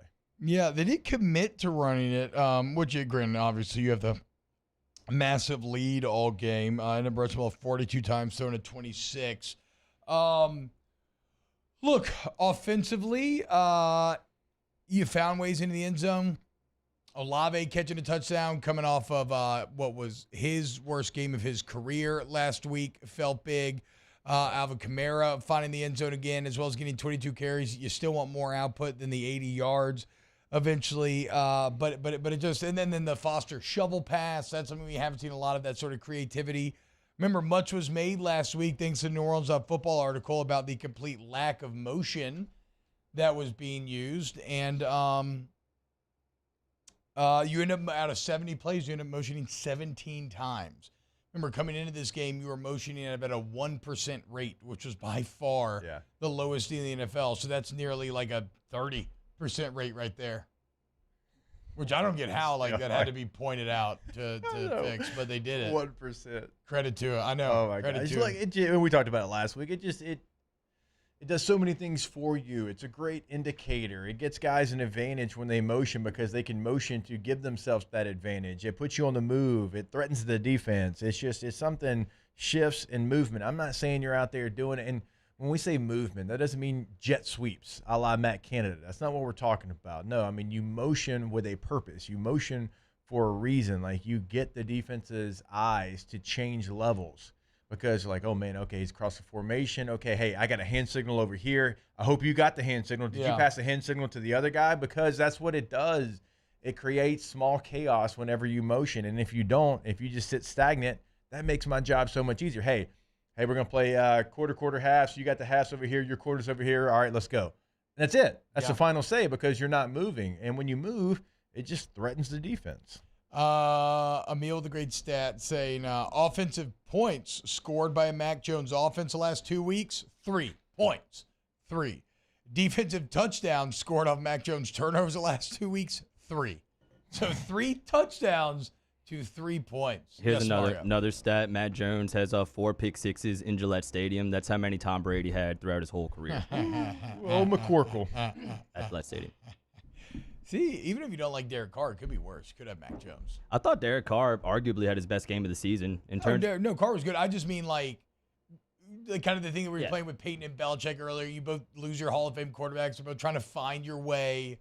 Like, at least you don't got Mac Jones. For sure. But now, hopefully, you spent a first-round pick on. Hopefully, as things get a little less chaotic, the Saints hopefully get a little healthier, too. You see Derek Carr start to ascend a little bit. I thought that they finally had the running game. They finally had decent protection, and he did a great job of taking what the defense gave him whole game. Well, look, I think Carr, I'm not. If Carr can have a stat line like that with the defense you have, with the weapons you have, I think you can certainly win a lot of games with that. It doesn't have to be what we're seeing from some of the other quarterbacks and the Tua Tagovailoas and putting up well over 300 yards every game. Also, I think that Carr, I still think, they're still, if they can continue to win, there's potential for him to continue to gel with this. I mean, it is new. These are still new personnel. It's their first time entering battles together. It's 5 games into this. I know he's played in this league forever, but did his rapport with Michael Thomas not feel way better this game? Or, like I said, find Olave in the back of the end zone. So, as Carmichael maybe gets to know more and more, okay, what position is going to put Derek Carr? Remember, they brought John Gruden in for that very reason. It's going to be hey, what do you think DC does well? What does he not? So, they're still learning these things, right? And it's not exactly the same because it's way different because Carr's played a lot longer and it's the NFL, not college. But it's some of the stuff with Jaden Daniels, right? It's okay, he got a full offseason finally and really learn and look at what is happening. Now, Carr's not going to have the benefit of an offseason, but in theory, it should continue to get better. It's not going to be just a straight climb because improvement never is. There's steps back along the way, but you could with more time on task and timing and chemistry continue to improve. Well, we'll see. We'll see with Carr. Yes. But it's not like Mac Jones where it's No, I think there's still room for improvement. Some of the things that have always plagued Derek Carr kind of plagued him sometimes in New Orleans already, but you got to start to run the football better. Yeah. Because that is the quarterback's that's going to be a nightmare when you can't run the football effectively and then you become pass happy at with Derek Carr and where he's at in his career because still averaging barely 3 yards a carry yesterday. Yeah. Now, and AK felt like he did threaten the defense at times, just his presence, him being in there, but still, they have got to get that number to go up. Let's see. When you look at what yesterday was, Kamara 22 for 80, 3.6. Kendre Miller 12 for 37, 3.1. As a team, 3.2 yards per carry. Taysom had 3 for 19. He had your longest run at 12 yards. Yeah. No, they got the offensive line remains my biggest, limiting factor on the team. It was entering the year. It has been this year. We'll see. And maybe Pete Carmichael can start to, again, as he learns Carr, what he maybe there's a world out here where you can help the O-line a bit by maybe using things like motion and play action, everything we're talking about. But that's still, that's still the problem. This is a random aside. I have nothing. I don't think this spins in any larger conversation. But the Patriots kicker is a rookie, and he's 4 of 8 on the year. I can't imagine many worse places to be mentally as a player in the NFL than playing for a Bill Belichick team, being a rookie kicker and being 4 of 8. Again, it didn't matter, but dude, does he get fired? I mean, they drafted him in the 4th round. 4th round draft pick. So even worse. That's why he's still there. Oh my God! You know what I'm saying? Yeah. He's released if he's anybody else. The Saints stuck with Lutz after a couple early foibles in his rookie season and ended up being great. Shout out Blake Grupe. I think the groupie comeback for missing that field goal will continue. What was it, 250-yarders yesterday? 3-0. Okay, so, DA being proven right on the faith he put in groupie. And Lou Hedley's pretty damn good as well. Yeah, could have had more, honestly. There were a few situations where the Saints had like a 56 to 60-yard kick, and they punted. Yeah. So maybe in the future they try that with groupie, especially if they're in the dome and not away. All right, when we get back, we'll continue to talk Saints. Keep it locked right here on Off the Bench. Give me all your Saints take in the chat. Off the Bench with Hester and T-Bob. K2Z Blinds. K2Z window coverings, but KTOZblinds.com is the website. Get Brandon Barton out to your home and be immediately blown away by what he can put together for you in terms of plan. Okay, whether you're trying to bring an outdoor space to the next level with maybe some shade or some actual, fighting against the heat, whatever the case may be. Maybe we're bringing a man cave to the next level, theater room, something. Like, who's ever into interior design in your home, you put them in touch with K to Z, and not only do you get brownie points, but your home gets immediately better, nicer, and more of what you're looking for. Go to K to Z window coverage, KTOZblinds.com. Yeah, so what T's talking about, we talk about the outdoor shade. There's a couple of different options. Like, for me, we need one because of where the sun sets. Like, we need one that keeps out the solar rays. But you also can just get one that keeps out the bugs. I mean, there's multiple options for you. Go find those options at K2ZBlinds.com. Our listeners fire off their opinions on the JimsFirearms.net hotline at 499-1045. Keep listening for your next chance to shoot us your thoughts with the JimsFirearms.net hotline on 1045 ESPN Baton Rouge. When is a taco more than just a taco? When it's Government Taco. Voted best tacos 3 years in a row by 225 Magazine, Government Taco puts the most delicious spin on tacos the capital area has ever seen. With creative combinations like the Magna Carrot, the Filibuster, or the Steak of the Union. Plus perfect tortilla chips paired with the best salsa and queso you've ever had. And happy hour every day from 3 to 6 p.m. and all day on Thursday. Government Taco, 5621 Government Street. Gulf Coast Bank and Trust is giving our customers the power to bank anywhere, anytime during this challenging event. And we're right there with you. Our mobile banking app is a smart way to manage your money and time. Gulf Coast Bank and Trust, the bank that cares about you. There it is, the extra mile, on the border of expected and extraordinary, for those willing to go further, like vans customized for work or play, with safety and tech to keep you connected. Supported by a 5-star sales, service, and finance team. And backed by the 1-star you know. So go the extra mile. It's never crowded because so few have what it takes to go there. Mercedes-Benz Vans. The importance of doing this Fortified program and offering it to people down here is, number one, the only real chance you're going to get to do this is when you put on a new roof or build new. And through companies like HUDCO, who's kind of leading the way in this thing, it's going to offer the customers a huge advantage in the insurance market and the price of their insurance. We're not looking to make a fortune off fortifying. We're trying to give you a better product than our competitor at the moment. I'm trying to do something that he can. I'm trying to give you something better. So a lot of these insurance jobs, you're getting a re-roof, you're only paying your deductible. Let's sit down and talk about the Fortified and let's see what it does to your insurance premium. You're getting a steal. Yeah. You're getting a brand new roof and a Fortified certificate for your deductible, essentially. And I think we're rocking and rolling.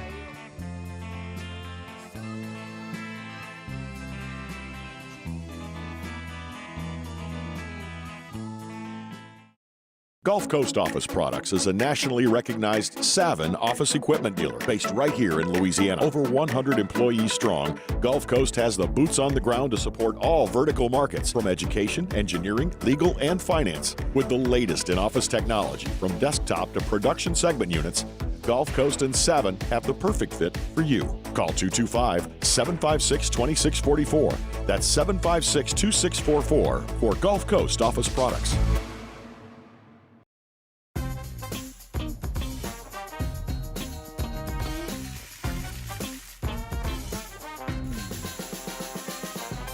The best kept secret. Charles Hannigrove, join us for the Monday edition of Live at Lunch for 10 a.m. from Walk-Ons in Brewley. Short trip across the river, and it includes the Brian Kelly press conference. Live at Lunch, 10 a.m. on Monday on 104.5 ESPN Baton Rouge.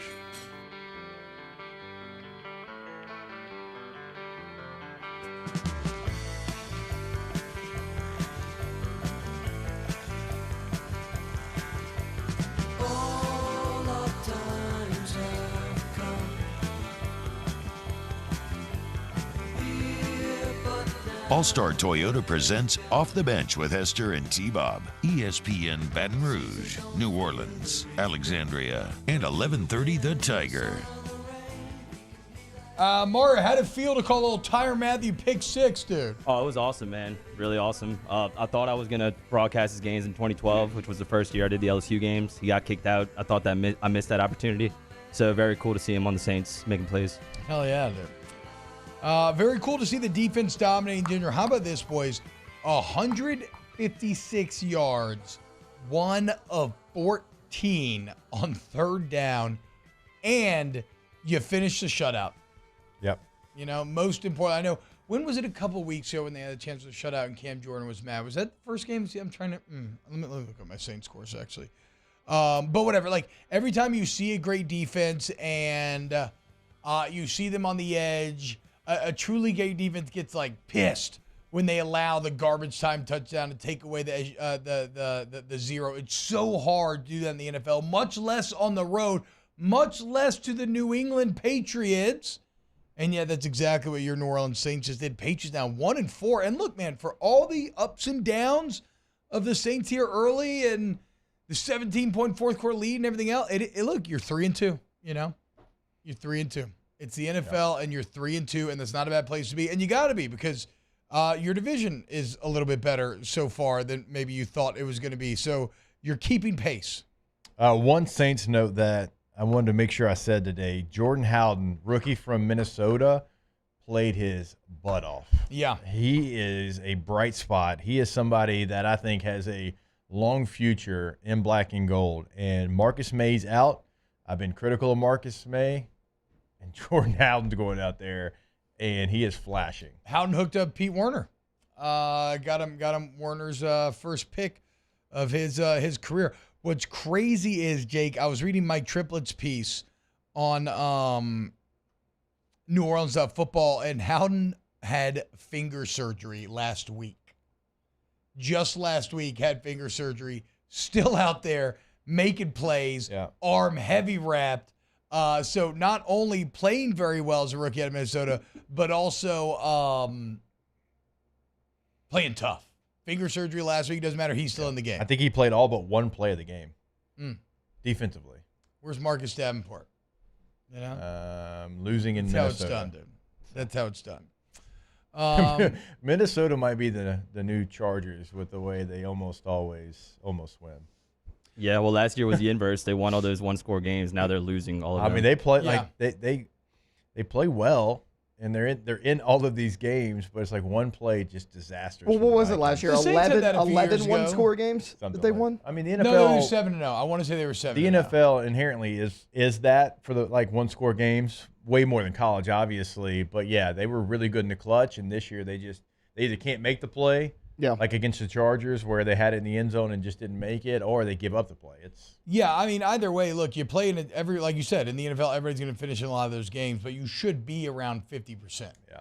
Just mathematically. Like if you're a great team, if you're winning like 60% of the time over a long time, that's going to mean you're going to end up in the playoffs more often than not. They were an outlier positive last year. Now they're an outlier negatively this year for Minnesota. We'll see how long Jets is out. He's got a hamstring issue when you're explosive like he is. That's not great. Mara, you called the game. What takeaways? Do you have any takeaways from this game that we haven't gotten to yet? Yeah, the play calling was a lot better. Like the execution was too, obviously, but I think Pete Carmichael deserves a lot of credit after all the flack he took last week. And defensively, certain things we take for granted, but DeMario Davis and Marshawn Lattimore both having excellent seasons. Like Marshawn in coverage, but tackling really well too. Both of those guys definitely deserve mention. Plus, shout out to Alvin Kamara. I forgot to mention this during Weekend Winners, but he broke the Saints franchise record for touchdowns, scored his 73rd, passing up Marcus Colston. So shout out to Alvin. But that being said, I hope Colston's not kind of forgotten amongst the younger Saints fans because he was a legend too. Yeah, the Quiet Storm's a beast. Still, just an absolute shame he did not make a Pro Bowl. Yeah, speaking of guys I don't want to forget about, Kendre Miller's getting better and better every week. The guy had 4 catches for 53 yards yesterday. He was your second leading receiver. Only 37 yards on the ground. Wasn't a ton of room to run, but he still fought for some tough yards, and he's getting better and better. I remember everybody was like, oh, he can't catch the ball out of the backfield. Just because you haven't doesn't mean you can't, and he's gotten better and better kind of in that pass catching role every week for the Saints. He looked really good yesterday. Well, that 30-yarder he had too, guess what? That was a play-action pass. There you go, Pete. And he'll get better He's like, too. we're allowed to do this? He'll get Okay. better too in pass protection. He's doing kind of some of the college stuff where he's patrolling the area. Yeah. Not quite sure who he has just yet. And once he gets more comfortable with that, I think the receiving skills can even go in a different way. And at TCU, like you said, it's a good point, Taylor. Like, they didn't ask him to do it. He didn't have a lot of catches because they just didn't throw to him. But I mean, it's something that certainly, like he said during the draft process, I can do it. They just didn't ask me to. So look, just an awesome win for the Saints, man. Again, like I said, one of those that is as chill of a fan experience as you will ever find in the NFL. Yeah. Like the game was never really threatening. They never got anything going. This became background fodder. Yeah, exactly. It did just, for me. I started yeah. kind of like doing stuff around the house and whatnot. But it was like it wasn't like the Green Bay game where you had the big lead, but the offense couldn't. The offense just couldn't like okay, hold on, we need the dagger. No, everything worked. Shout out New Orleans, 3-2 now, 34-0 shutout. I don't care how bad you think the Patriots are. It's the NFL. That is not supposed to happen. You made it happen. Now let's get ready to finish things off because right now, if you look at the NFC South, Bucks, they play tonight, right? Is today Monday? Yeah. They have a bye week this week, right? Oh, they have a bye week. That's why Baker was in Dallas. Oh, that's right. That's right. Okay. They play the Lions next. So Bucks 3-1 right now. Falcons 3-2. Saints 3-2. We all had that, right? Entering the year, the NFC South being really good. Panthers suck though. They're 0-5. But so you got to win. You got to keep pace. Yeah, they're bad. Adam Thielen's great though.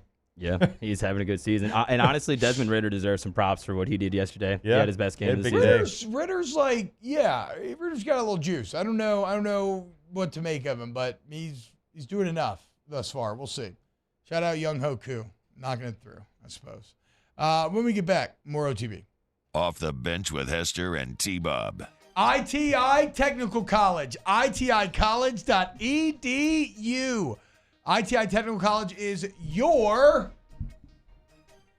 answer if you're looking for a career, right? You're sick of kind of lacking in direction. You want to know that you're going to have something to focus on for years and years down the road. Well, ITI, they can do that for you. And they work around your schedule. You work full time. They can put together a class schedule that works for you. They kind of show you all the different degrees you can get and maybe what you're into. They can do mock interviews when you're getting ready to exit.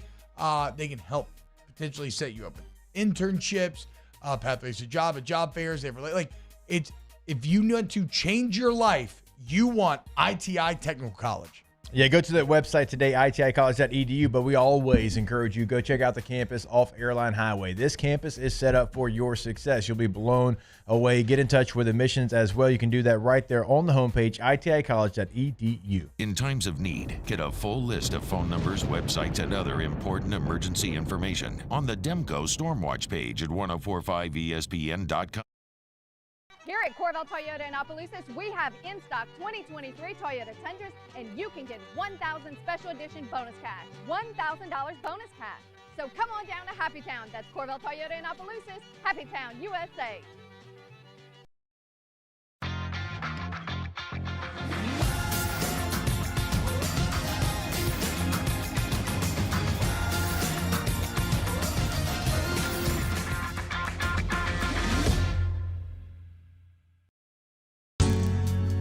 Was a humid day,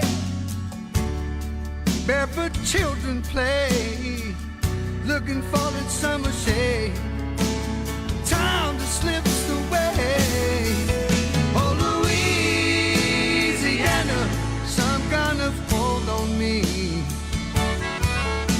Like cypress stumps, your roots are planted deep inside of me. I've been doing business with Luba for 25 years. They're dependable, trustworthy. It's just the attention to detail with our clients. Our folks have years and years of experience. They're highly trained professionals, but many companies have that asset. What I'd like to think makes Luba a bit different is that we use those talents in a way that truly is dedicated to serving the needs of the folks who depend on us. Dylan Cruz here to tell you about Six Rings Baseball and Softball Camp. If you live on the North Shore and play ball, go to Six Rings Camps with former LSU assistant coach Dan Canaveri. His knowledge is second to none, and your child will improve and have fun doing it. Camps were held at Coquille Park and Six Rings Academy in Covington with 4 sessions over the summer. Full day and morning only sessions are available from ages 7 to 13. Go to sixringsbaseball.com or call 985-206-9096. Learn the game to love the game.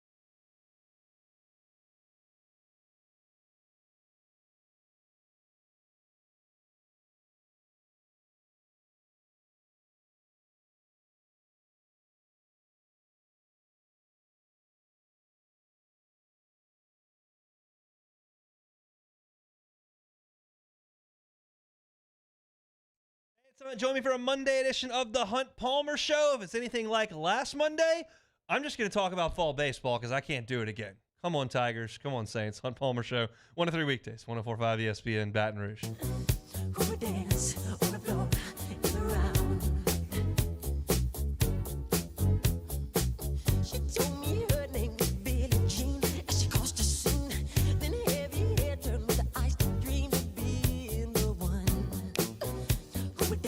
All-Star Toyota presents Off the Bench with Hester and T-Bob. ESPN Baton Rouge, New Orleans, Alexandria, and 1130 The Tiger. Welcome back, OTB. Well, now I got distracted. I can't remember what I was going to talk about because somebody just brought up me being 0-5 in fantasy. Yeah, my Dak Prescott, Anthony Richardson quarterback combo that I thought I was, zigging when everybody was zagging. Turns out I was just lagging behind because I'm awful. I'm locked in a tight one with Danny right now. I got a couple players going tonight. I think I have 2. He has 1, so we'll see how it plays out. I'm coming for you, Danny. Daniel. I'm the only person who doesn't win in the league yet. Yeah, you're bad. Yeah. You're bad. I am. Who would I be the NFL equivalent of right now? The Panthers? Yeah, Yes. they're the worst team in the league right now, record-wise. Right? Yeah, you're the Panthers. Yeah, I'm the Panthers. Hell yeah. That's cool. I heard Charlotte's great. Yeah, you're Panthers without the good uniforms. I really did forget what we were supposed to talk about here. Does anybody have anything you want to talk about? I had a great time in Nutcracker practice yesterday. It was awesome. Nice. Yeah, I love it. Freaking love musical theater. When's the show? It's insane how much fun I'm having. Yeah, when is the show? Because I said we were going to come. December 16th and 17th, I believe. I think I'm trying. I don't know which day I'm going to be on. I'll be doing 2 shows on one of the days, a Saturday and a Sunday. I met my family yesterday, so I'm the Purple Dad, Purple family. Okay. And so, how about this? My wife's best friends in the world are both named Laura and Sarah. And my 2 fake wives for the show are named Laura and Sarah. How about that? Yeah. It feels like that gets you in trouble. So let's just Yeah, stop I know, right there. right? Exactly. That's what I said. I told her, I was like, Stop hey, right there. I've We're always Team Caitlin. fantasized about this. I never Team thought it would come Caitlin here on real, this dude. show. We're going to try to stop him from talking right now. I read a story the other day about a talk show host in Europe that made like a joke. He had a supermodel on the show, OnlyFans, whatever, and he made a joke about leaving his family for that person. And the wife got mad and sold his $250,000 sports car for like $10. Yeah, then you know what happened? He probably left her for the OnlyFans model after that. He must have a lot of money if she Yeah. felt comfortable doing that. Right? Yeah. She's like, I'm going to do something that stings, but not too much. Let me sell this $300,000 item. Yeah, T-Bob jokes, but don't go that far. Look, all I'm saying is, dude, it's just funny. Those are my new wife's names. Yeah. That got is a bunch of new kids. That is a man who knows that his kids aren't in school today, fall break, and he knows his wife's not in the Look, car. She knows. I told her about it. I think it's funny.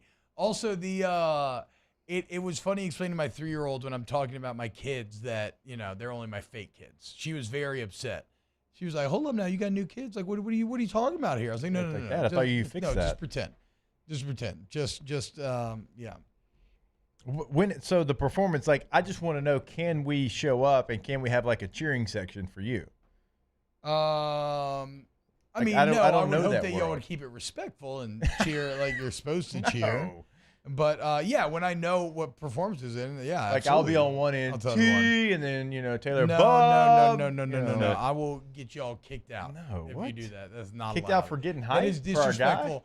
I am just an extra in the background. That is disrespectful to Clara and everybody else. Shout out my kids though. God, you can't even champion for your guy. So would it be better if we Hold on, I heckled gotta him? shout out my kids here. Oh. Parker, Elliot, Priya, Colette, Addison, Jory, y'all are great kids. Okay, I look forward to seeing you next Sunday. You did great. See you then. Purple Dad forever. Purple family boy. Off the bench with Hester and T-Bone. Bayou Ford has the new inventory to get you in a new Ford truck or SUV today, or customize your next vehicle just the way you want. All new Bayou Ford vehicles come with a 1 million mile powertrain warranty. The crew at Bayou Ford is going to do right by you. His name was Cain. He had a horse along the countryside. I saw him ride. One day they found him.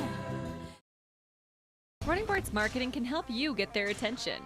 Imagine your brand's message on a giant LED billboard truck that can't be skipped and is nearly impossible to ignore. Running Boards Marketing is the leader in effective and affordable advertising on digital mobile billboards, which are 2 times more effective than traditional billboards. With a 97% recall rate, you'll leave a lasting impression with your customers.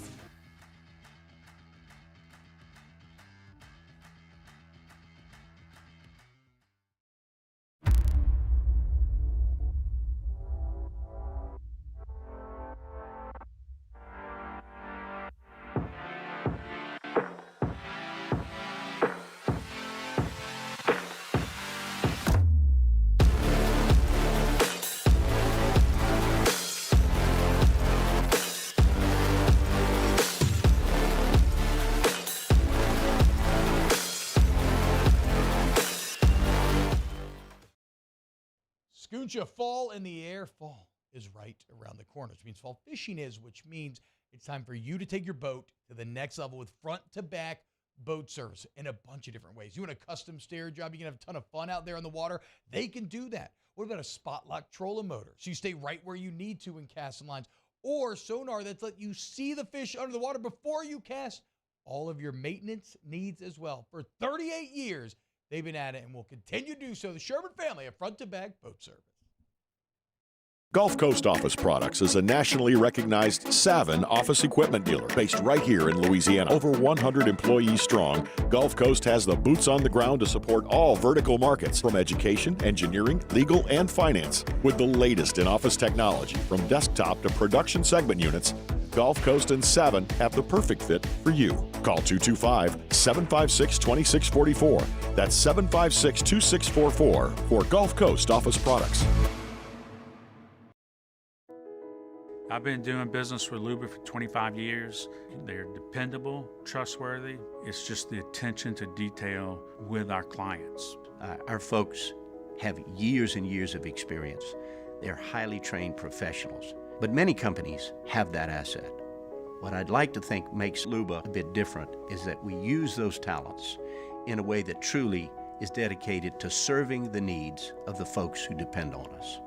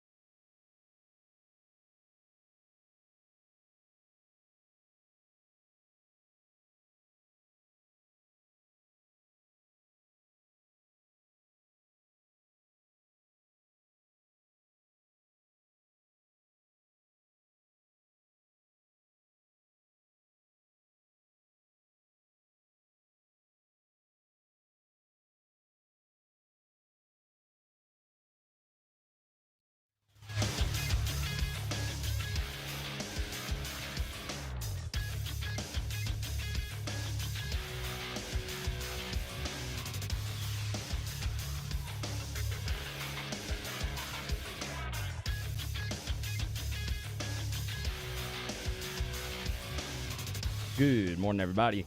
It is 9 a.m. on Monday, October 9th. Today in Baton Rouge, expect clear skies with a high of 84. Coming up on OTB, we talk to Hold the Mayo at 9:15. You can follow us on Twitter, Instagram, and TikTok at OTB_ESPN, or catch us on YouTube at the 104.5 ESPN channel. Hour number 3 of Off the Bench, live from the Mercedes-Benz Baton Rouge studio, starts now. Let we go! All-Star Toyota presents Off the Bench with Jacob Hester and T-Bob Hebert. Yeah. Off the Bench with Hester and T-Bob. Hey, P, they said I got to come off the bench. All-Star Toyota presents Off the Bench with Hester and T-Bob. Yo, yo, yo. It's too late now. I said that 5 minutes ago. You did. If y'all were my children in the play, I'd have you take a lap right now. Yeah. Because it's 9 a.m. on Monday, which nowadays means a brand new segment, a little right, wrong, or indifferent. And we did shout out Craig Shilley, made a great video for this. No shout out to Marin Taylor. Nope. So in this game, we'll just look at the weekend.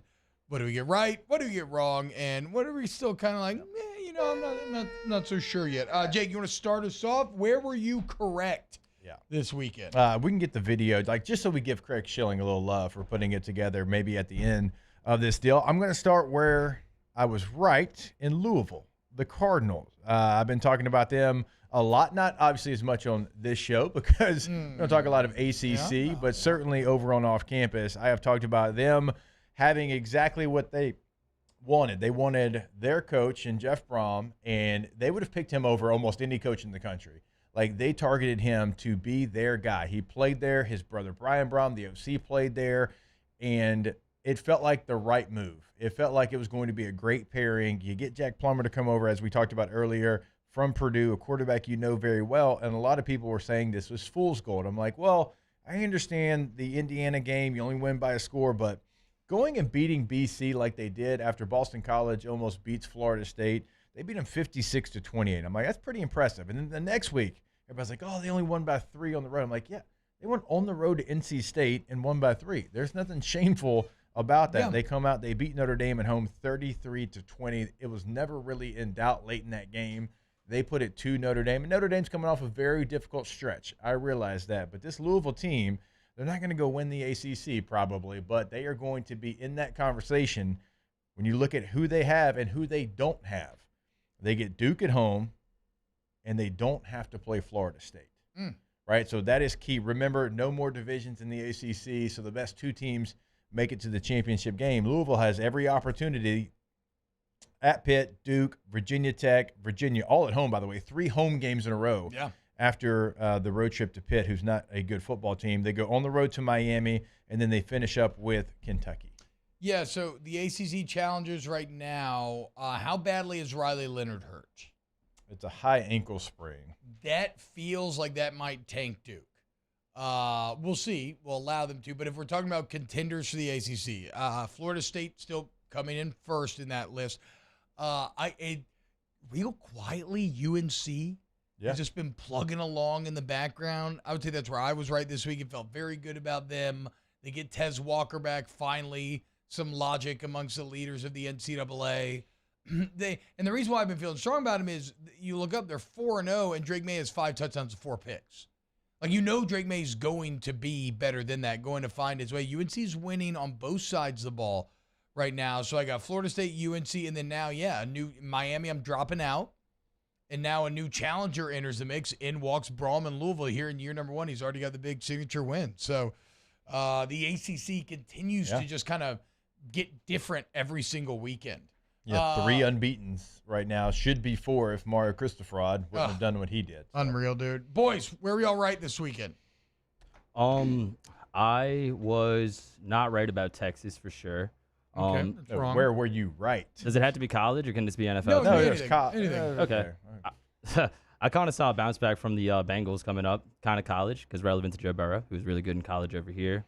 He's starting to look a little bit healthier. I feel like they're going to get in the rhythm. Maybe not still win the division, but definitely get in the rhythm and at least make the playoffs. A lot of people were worried they weren't going to do that. Where are you, Taylor? What you got? I was really confident that Bama was going to beat A&M.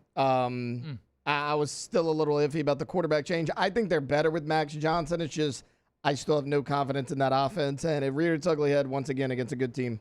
Well, let's be clear, too. I think the story of that game is Jalen Milroe actually finding a way to get it done with his arm. Because Bama is an elite defense. Texas A&M is actually a pretty elite defense as well. And Bama couldn't run the ball, which I thought would have been a destiny for him, and Jalen Milroe found a way to make the plays to win. Credit to him.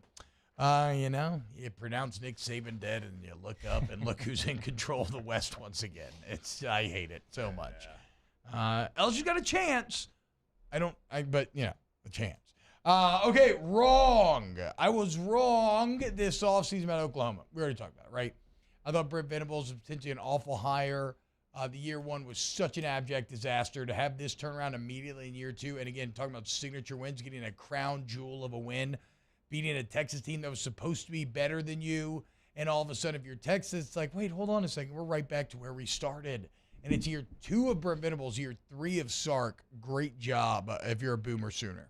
Yeah, that was certainly like my all-season wrong was Oklahoma as well. I just didn't have them even remotely looking like the team that they do right now. So shout out to Brent Venables, has that team absolutely ready to play. Where I was wrong was Kentucky being able to play in a game like this. Now, it was my right last weekend because Kentucky in a game like that where they're a favorite, everybody's doubting them because they're like, Kentucky can't beat Florida. Again, they can. They can do those things.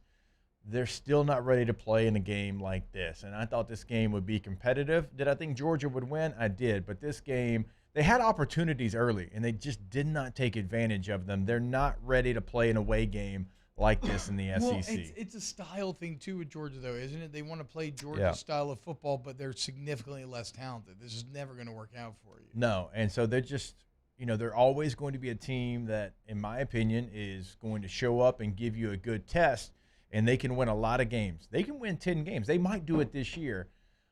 But I would start to wonder, like, if I'm a Kentucky fan, can I win games like this consistently, right? Can I beat Florida, turn around and beat Georgia? Can I beat Tennessee, turn around and beat A&M? You know what I'm saying? Like, can we do those things? Can you get a big victory, but then the next week go into maybe even a tougher test and win that game? No. And I thought Kentucky would have the opportunity to be competitive in this game, even though it was on the road because of Georgia's struggles and because how you thrived, and I was wrong there.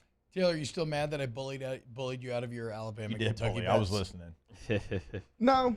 I'm mad that you bullied me out of my first one. That was just kind of a fallback, but that one didn't hit either. Yeah, so that's what I'm saying. Not worried about it. Are you mad that I bullied you? No. We found a winner. That Iowa under, always. Yeah, that's definitely what I was wrong about. Like, not so much from the Texas side, but from the Oklahoma side. Like, I didn't really know Dylan Gabriel was like that, especially in the late game situation. So if I was an Oklahoma fan, I'd be very, very encouraged with our offense. Wasn't familiar with your game. I apologize. I'm indifferent about UGA. A lot of people rush in and crown them because they beat a Kentucky team, but what has Kentucky actually done? Going into the Florida game, they had a strength of schedule of like 130 out of 133, somewhere around there. Yeah. They beat a Florida team that we all think is garbage anyway. They did it at home, credit to them. But even in that win, it's not, they just ran the ball all over. Like, I guess all I'm getting at is Georgia beating the hell out of Kentucky doesn't move the needle for me with Georgia. Georgia is exactly who I thought they were. They're doing exactly what we spent the entire offseason saying they were going to do. Dominate an easy schedule while putting up big numbers, but I still remain unconvinced that they're going to win in the biggest moments when it matters the most. So I remain completely indifferent to the Georgia Bulldogs. And they're starting to get, all the first place votes back after a win like this, but, I don't know that they get challenged until maybe Tennessee again. I guess we'll see. We'll end up seeing what Tennessee might end up being, but it's just so many home games for the Bulldogs. And so I'm right there with you. A little bit indifferent on Georgia, but I'm also indifferent on USC. Now, I feel like I'm going to be right, and I just never thought that they had a team that could really play for a championship. And the only reason I put them in indifferent is because they are still winning games. They're 6-0. But Arizona had every opportunity to go out there and take victory on the road, right? And I think Mario was the one that mentioned it earlier. You go for two in that situation when you are the team that is trying to punch up. You go for 2. You don't give the ball back to Caleb Williams. You don't give the ball back to the Heisman Trophy winner. Just like LSU didn't give it back to Bryce Young. They said, no, we're going for 2 against Alabama last year. We're going to go win this thing right now. I feel like Arizona should have. They didn't, whatever. USC still undefeated, but I do not believe in the Trojans. Oh. Their schedule is about to get remarkably just different and difficult. I didn't know Ole Miss played Georgia this year. Still remaining. That means LSU controls their own destiny. Right? In the West, 100%. If they win the rest of their games, they're in good shape. Not in good shape. No, they won't go. I'm saying Ole Miss will lose to Georgia or A&M, one of those likely. I'd be shocked if they somehow found a way out of both.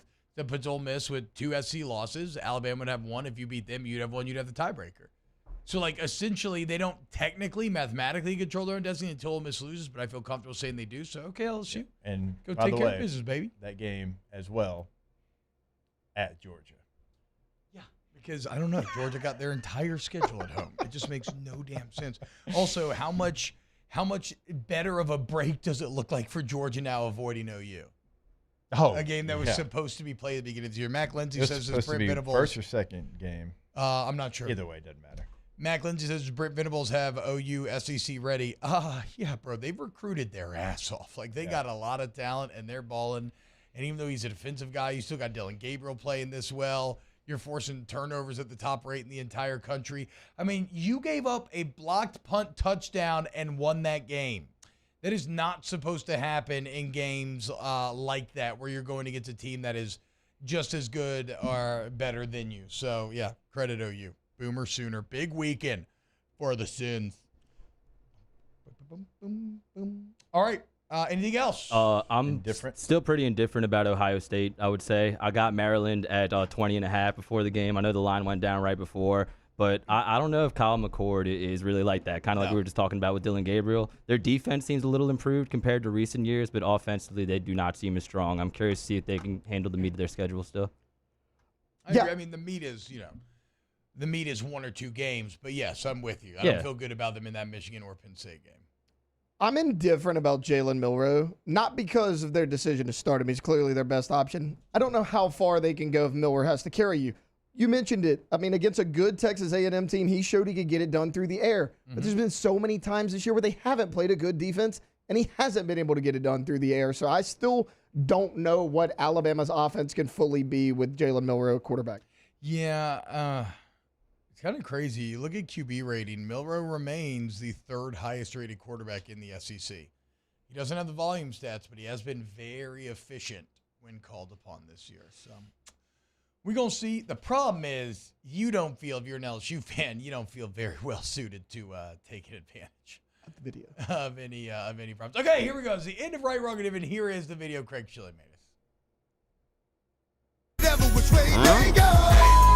Whatever which way they go. Right, Batman. Wrong. Neutral is to be indifferent. Right is right. Wrong is wrong. Why don't people see that? They did not care. They're totally indifferent. Whatever which way they go. We will have that with the music throughout the whole segment next week. Hell yeah. All right. When we get back, let's do a little spread lines. Our guy, Hold the Mayo. Keep it locked. OTB. OTB. OT.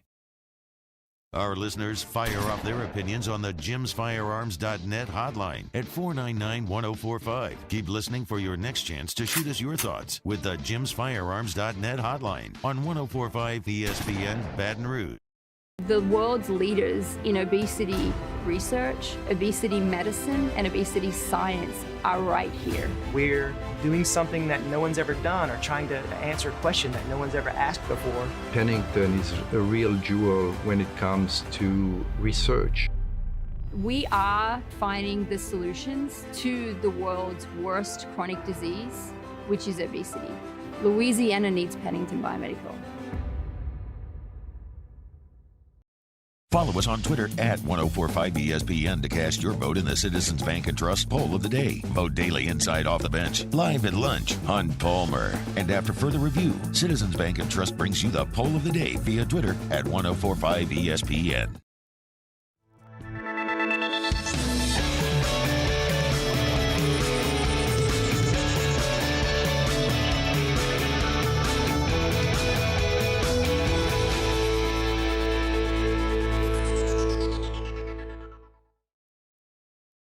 Boards Marketing can help you get their attention. Imagine your brand's message on a giant LED billboard truck that can't be skipped and is nearly impossible to ignore. Running Boards Marketing is the leader in effective and affordable advertising on digital mobile billboards, which are 2 times more effective than traditional billboards. With a 97% recall rate, you'll leave a lasting impression with your customers.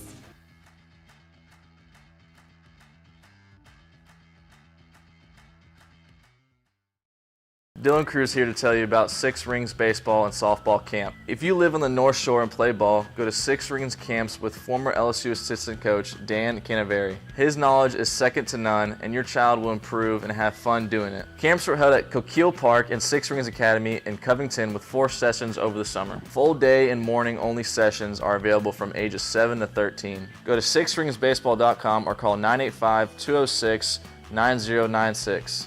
Learn the game to love the game. Scooncha, fall in the air. Fall is right around the corner, which means fall fishing is, which means it's time for you to take your boat to the next level with front-to-back boat service in a bunch of different ways. You want a custom stair job, you can have a ton of fun out there on the water. They can do that. What about a spot lock trolling motor? So you stay right where you need to in casting lines.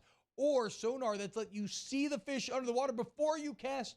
All of your maintenance needs as well. For 38 years, they've been at it and will continue to do so. The Sherman family of front-to-back boat service. Gulf Coast Office Products is a nationally recognized Savin office equipment dealer based right here in Louisiana. Over 100 employees strong, Gulf Coast has the boots on the ground to support all vertical markets, from education, engineering, legal, and finance. With the latest in office technology, from desktop to production segment units, Gulf Coast and Savin have the perfect fit for you. Call 225-756-2644. That's 756-2644 for Gulf Coast Office Products.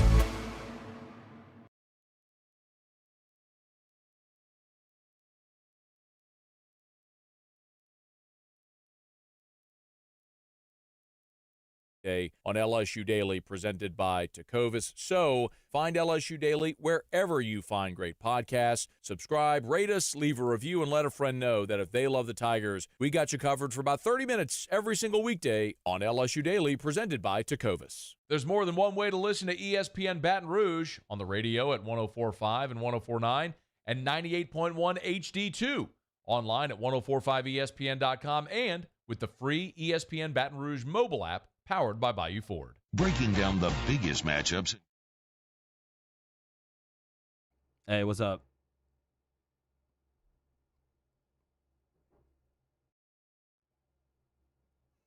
Okay, you want me to... Okay, I'll call you. Mizzou, Saints, Patriots. We'll hear from Brian Kelly. Join us for Monday's AFR 3 to 6. 104.5 ESPN Baton Rouge. Slab began to rise, and suddenly, to my surprise, he did the mash. He did the monster mash. The monster mash. It was a graveyard smash. He did the mash. It caught on in a flash. He did the mash. He did the monster mash. From my laboratory. OTB, OT, with Hester and T-Bob on 104.5 ESPN Baton Rouge and 94.7 ESPN Alexandria. Yo, what's happening, y'all? Welcome back. OTB. It's Monday at 9:15, which means it's time for some spread lines. Brought to you by Hold the Mayo. Oh, he hung up. We had some internet problems. We can call Hold the Mayo. Nookie says Mizzou scored the most points they have all season with mostly pitiful opponents. Our defense can heal anyone. So, yeah, already the Auburn talk is starting up. I'll save most of my Auburn takes. I think it's very hard to find a world, especially this game's in Baton Rouge, right? Yep. I find it very hard to see a world where Peyton Thorne and Robin Ashford keep pace with Jaden Daniels' company, but we can get there a bit later on. As far as Mizzou scoring the most points, yes, you're not wrong. The only thing I would say is that this is a Mizzou offense that is gaining in confidence every week. The Mizzou offense of this week was not the Mizzou offense of week 1, and so on and so forth. Deb, you there? Deb Snow, what's up, dude? Yo, what's up? How we doing? Bilbo says Cox down again. Color me shocked. Yeah, I mean, dude, I'll be in a retirement home, and it's still going to be the same thing, bro. Never change, bro. It's crazy. I'm going to have to write a book about it, dude. Seriously. Hey, so what a difference a week can make. Misery last Monday, everything sucks, and now you look up, LSU road ranked with Saints 34 zip on Sunday. How we feeling, Deb? Oh, man, I just want to start by saying, bro, like, it's time, bro. It's time for me to say it. Yeah. The word, sorry. Yeah. The word sorry. Thank you. Because, boy, am I sorry, about how I felt about Jaden Daniels after that Florida State It's game. cool. It's cool.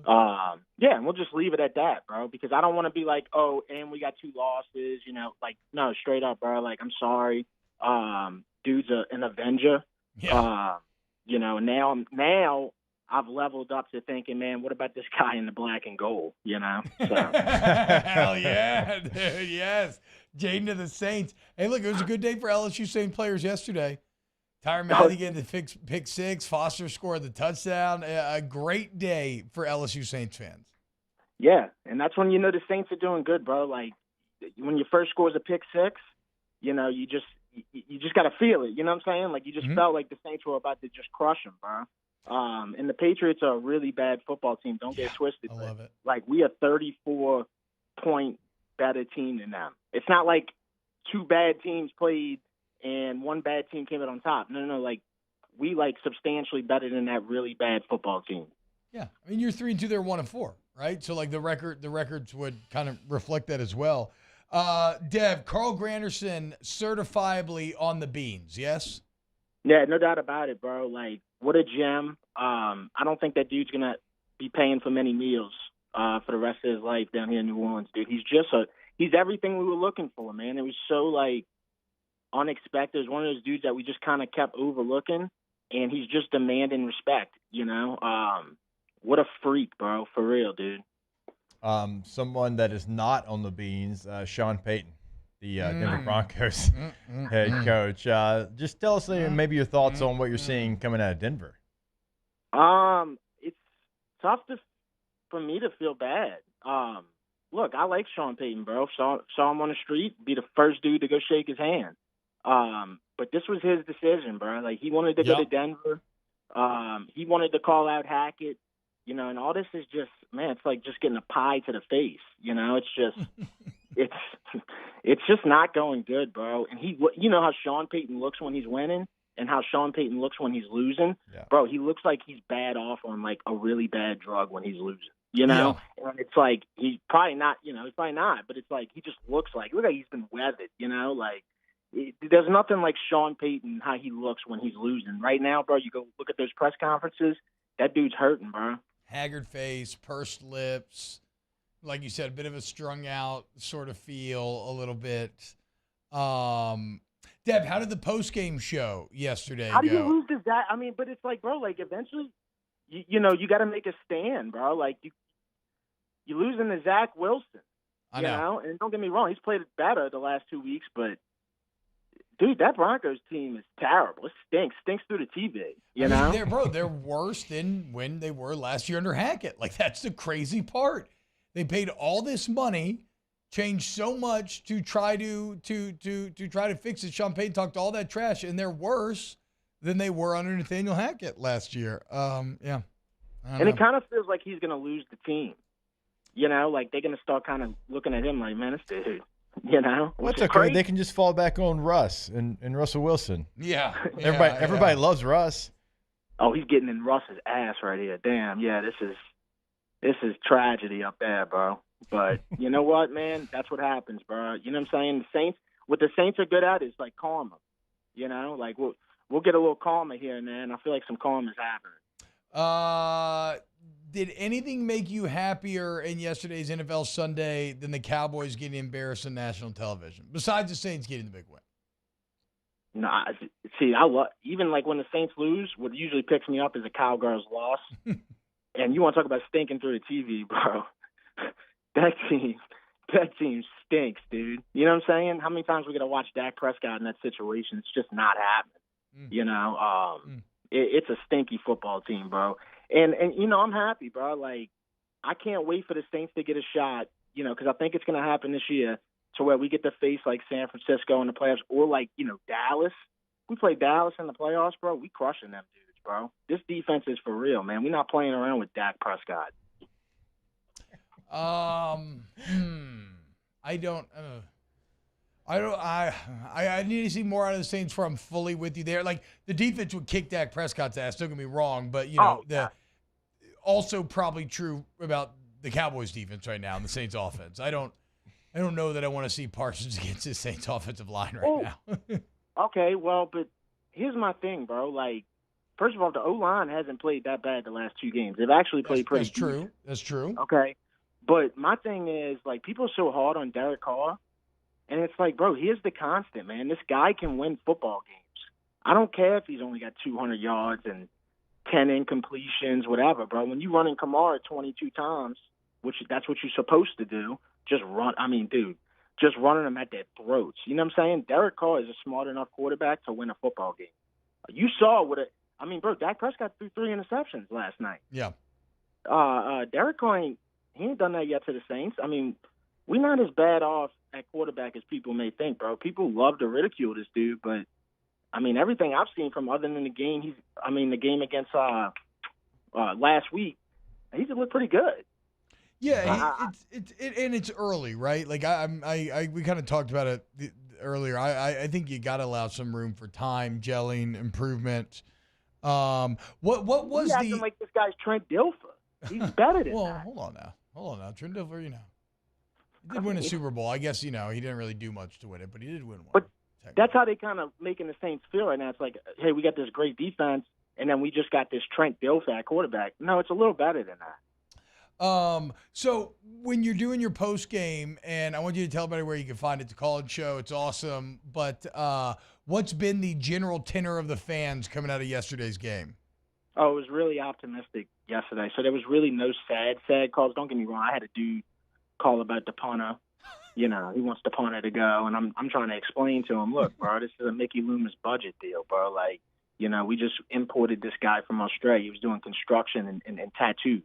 We saved a few dollars, and this is what you get, bro. Like, I don't want to hear about the punter when we win 34-0. Yeah, I mean, look, the guy's not great. Okay, I get it. Groupie, let me tell you something about Groupie, bro. Yeah. One bad moment, really, all year. This guy will kick it from a whole nother neighborhood, bro. So you got to be happy with Groupie. I mean, Groupie had 14 fantasy points for me yesterday. What's Lou Hedley? I mean, he averaged 44 yards a punt, had a long I thought of 55. Lou was good yesterday. I don't know where that guy's getting. I thought there were a couple times where the Saints let it bounce when they shouldn't have. Like if coverage was better, he should have been hooked up. I thought Groupie was pretty damn good. You want to talk about a bad punter? The Patriots got a bad punter. That guy sucked. Yeah. Kicker for sure. Oh boy. So I mean, I don't know, man. That's the only negatives I really heard. And then of course, people are still hard on Carr. But look, man, if you're winning 34-0, how sad can you be? But now when we lose, the call-in show is just straight. I mean, bro, you should hear some of the stuff I'm hearing, bro. It's I had people calling me during the game yesterday saying Pete's got to go. We were up 21-0, I think, at that time. They were saying, hey, Pete's got to go. He's not running enough motions. So they just picking.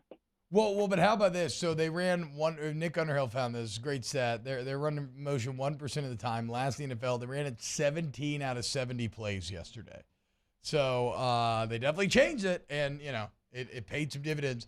Rick Clody in the chat says, having Devin on the show makes me hungry for red beans and rice on a Monday. I'm in Tennessee, originally from Nolan, grew up in the parish. Hell yeah, Rick. The brand is strong.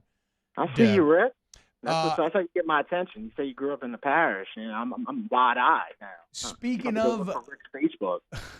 Speaking of being on the beans, I feel like I really loved what I saw out of Mike Thomas yesterday. I know it's not. Look, there's nothing exorbitant. There's nothing gaudy, but there is slow but consistent positive strides being made with Thomas and Carr and just getting him back. Yeah, I think you're still not going to Mike Thomas enough because he's proven he's back. He's catching everything. Yeah.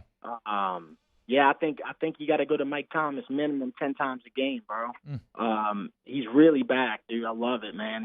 Even some plays where he got absolutely, stuck, bro. Just got right back up. ran to the sideline, didn't even show that he was hurt, man. I love this version of Mike Thomas, bro. You start using him the way they did yesterday, and then you couple that with, really pushing the ball down the field with Shaheed and Olave. I'm not sure that Derek Carr with the injury right now can do those things, but that's why you want Mike Thomas to be the guy he was yesterday if you can get those other things done on the outside. Yeah. Yeah, and I also think, I mean, Derek Carr went to like 7 different people. I thought he spread it out pretty good yesterday. Don't get me wrong. I mean, Olave didn't have, he had a touchdown, but he didn't have a lot of yards or nothing like that. But he still, I mean, he was going after Olave. One of them throws he made to Olave could have possibly maybe been a touchdown. Could have been a second touchdown. But, I don't know what the rule is now with that, bro. I feel like they've changed it. He didn't survive the catch to the ground. I mean, that one actually was, per how the rule is understood today, that one didn't. That wasn't very controversial to me. But, again, it wasn't always that way. That survived the catch to the ground, is what, last couple of years? I want to say is when that came around. That's the Dez thing, huh?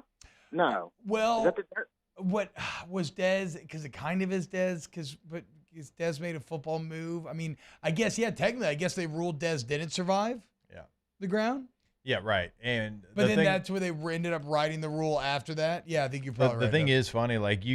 You can dive, and if you get any point of the football on the pylon, touchdown. But you can catch it, roll around almost once, and then it pops out. It's like, true. That is weird. No touchdown. No touchdown. Okay. That was a great catch, too, dude. That was a beautiful throw and a great catch on that play. Yeah, I had somebody call me saying that Olave's, he's kind of soft. And I'm like, dude, I don't know what you watching. A lot of people, some people are out of pocket. That's actually been his biggest improvement this year. He's significantly stronger. Yeah. And better at getting off of jams and better at catching in traffic. So. But I mean, overall, bro, you gotta love what you're seeing. And how about LSU, man, with the cover at the last? You want to talk about exciting, man, dude? You know what I'm saying? Never in doubt. One shot left. Never in doubt. It had to be a pick six. There's the only way, and it's just boom, bro. Major beans, bro. Major beans. And that's also where it's so funny because all the analytical systems didn't necessarily love Mizzou to win, but loved Mizzou plus the points. And that's that great, where humanity, you can math everything out and everything can be right, but humanity has a way of creating these just crazy error moments that the computers can't account for. Yeah. Just one of them things, man. Make you get up off your recliner and jump all over the living room, bro. That was great, man. Don Juan was so lit when he picked that ball off, dude. Oof, so much fun. All right, Dev, where are we going for RB&R today? Man, T-Bob, I wish I had answers for you when you asked this, but I just never really think about it till after the show. Yeah, I wanted to be as just improvised as possible. But anyway, it's 178, bro. 178 Mondays in a row.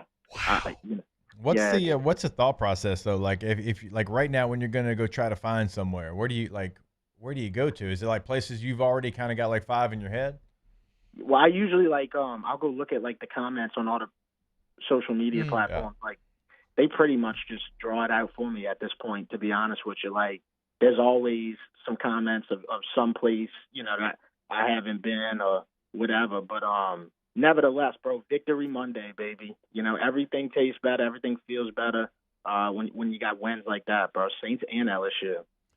Jam says, I've never done anything 178 times in my life. That's dedication. Hell yeah. Dev, thank you so much, brother. You have an excellent day, and we'll holler at you next Monday, bro.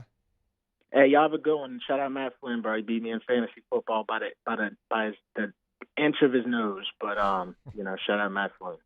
Well, I'm undefeated. Yep, you are. Mm-hmm. Yeah, you undefeated. All right. Yeah, undefeated. Yeah. I said. You're just defeated. Yeah, I'm just defeated.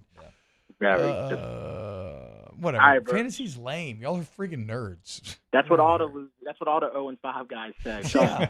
Yeah, exactly. It's because the 0-5 guys know. I got better things to do. I got kids. I got a life, Deb. Mm-hmm. When you just sitting there in spread quarters with all your graffiti neon colors all around you, crunching numbers and looking at the waiver wire. Hey, how about you look at the wife wire, Deb? You know what I'm saying? How about you spend a little more time on that wire? A little less time looking at free agents. Hey, I do look at the white fly, and every time I look at it, I think, hey, man, I just can't see me doing that. I'm not going to go do a guard. I'm not going to hang pictures on the walls and take, Christmas pictures at skiers, bro. So I'm good. Oh, man. Dev Snow, a.k.a. Holtmail, acmsports.com/shop. All right, Dev, take it easy, man. All right, y'all take care. Hey, Deb. Fantasy sucks, dude. Yeah, you have a 4% chance to make the playoffs right now. Hey, call me Lloyd Christmas, baby. We in this thing. More to be next. OTB, OT. Get Gordon and get it done. Gordon McCurdy Injury Attorneys, the G Team. 225-888-8888, Maine. You know who's on that G Team, Maine? Malik Neighbors. He played pretty dang good. You know who's on that G Team? Jaden Daniels. Played pretty dang good, didn't he? Will Campbell, Emory Jones, Harold Perkins, all your favorite players are all there on the G Team. And if you want to watch sit-downs with Gordon, talking to him, kind of picking their brain, learning what makes them tick, at Get Gordon on all social media. You can check him out. Remember, though, you get in an accident, you're going to call someone who's going to fight for you, get you what you deserve. You want to get Gordon, get it done today, 225-888-8888. And the website, getgordon.com. So if you can't dial the 8s right now, maybe you're already at work, you can always go to the website, and you can have a chat right there on the site. You can set up that consultation that we tell you about all the time. I mean, the website is set up to be helpful for you right now, and you can find past client results as well. GetGordon.com is that site. But remember, area code in Louisiana, followed by 888-8888. In times of need, get a full list of phone numbers, websites, and other important emergency information on the Demco Stormwatch page at 1045ESPN.com.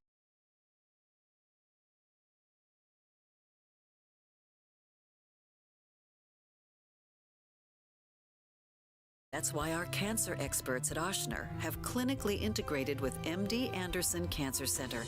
This means advanced cancer care, including access to life-saving clinical trials and integrating care to treat the whole you.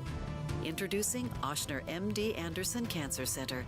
Long live you. Gulf Coast Bank and Trust is giving our customers the power to bank anywhere, anytime during this challenging event. And we're right there with you. Our mobile banking app is a smart way to manage your money and time. Gulf Coast Bank and Trust, the bank that cares about you. The Windsor Senior Living Community in Mandeville, Louisiana is a beautiful, vibrant apartment community geared toward seniors. They are nestled right in the heart of Mandeville, where seniors live a more carefree lifestyle in spacious apartments with the peace of mind that comes from having a little extra help. Call the Windsor at 985-624-8040 to schedule a lunch and tour. Come see how the Windsor can be your passport to peace of mind. I've been doing business with Luba for 25 years. They're dependable, trustworthy. It's just the attention to detail with our clients. Our folks have years and years of experience.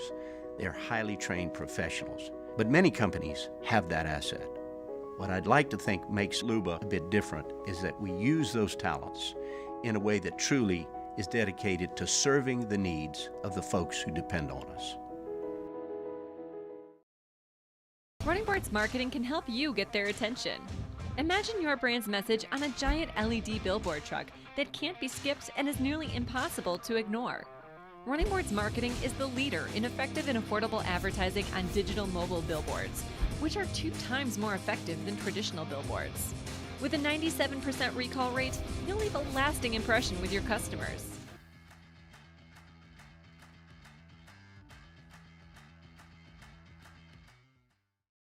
Dylan Cruz here to tell you about Six Rings Baseball and Softball Camp. If you live on the North Shore and play ball, go to Six Rings Camps with former LSU assistant coach Dan Canaveri. His knowledge is second to none, and your child will improve and have fun doing it. Camps are held at Coquille Park and Six Rings Academy in Covington with 4 sessions over the summer. Full day and morning only sessions are available from ages 7 to 13. Go to sixringsbaseball.com or call 985-206-9096.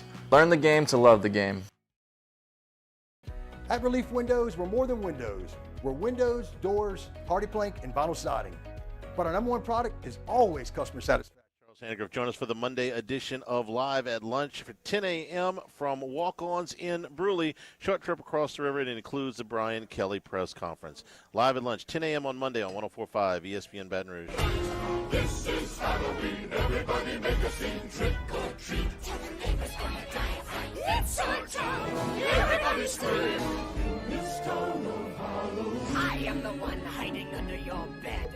Teeth ground sharp and eyes glowing red. I am the one hiding under your stairs. Fingers like snakes and spiders in my hair. This is Halloween, this is OTB OT with Hester and T-Bob on 104.5 ESPN Baton Rouge and 94.7 ESPN Alexandria. In this town. How'd everybody gambling weekend go this weekend? 5-1 for the boy, even though the pontoon parlay barely missed out.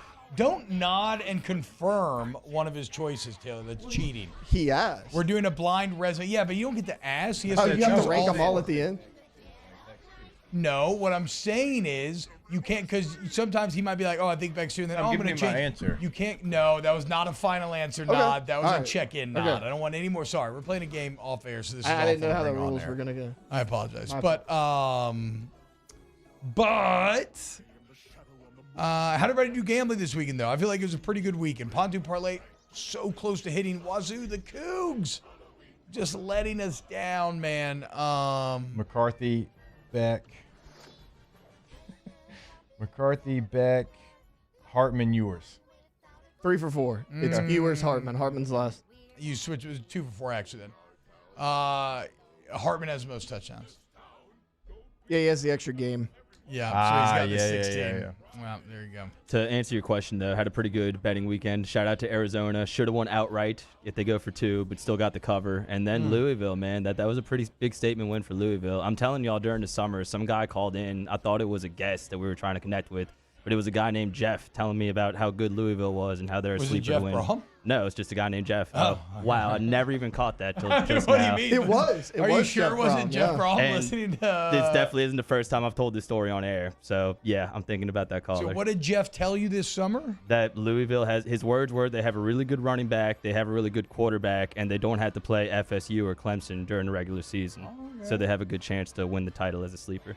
Pate's got one of those great clips out right now where he was like, all about like the spot for Notre Dame and this or that, and then basically saying like, our system thinks Louisville should be favored here. Ooh, aged nicely. The bottom line is, if you want to see how you can do every week in gambling, you want to download the DraftKings Sportsbook app. Remember, during this NFL season, right now, you download the app, use the promo code Baton Rouge. It's your first time signing up. You have $5 NFL game. You get $200 in bonus bets instantly. And every game day this October, you get great sweeteners, deals to take advantage of. So, look, get in on game day greatness. The crown is yours. Let's have some fun. An official sports betting partner of the NFL. You can same game parlay, player props, whatever. One that I did feel good about, but I never ended up putting it in. So, whatever. I didn't end up losing, but I really thought that Bird and Neighbors touchdown parlay prop would have hit, but Bird never found his way to the end zone. Whatever. The point is, whatever you think, you can play at DraftKings. Download today. DraftKings Sportsbook app must be 21 or older. Physically present in Louisiana. Select pairs only. Bonus bets expire 168 hours after issuance. Eligibility and deposit restrictions apply. Terms of sportsbook.draftkings.com/football terms. Licensing partner Golden Nugget Lake Charles. Gambling problem? Go 1-800-GAMBLER 1-426-2537. It's Halloween. Anybody watching good scary movies over the weekend? Taylor, did you finish 2 Towers? Not yet. I'm finishing tonight. Okay, that's cool.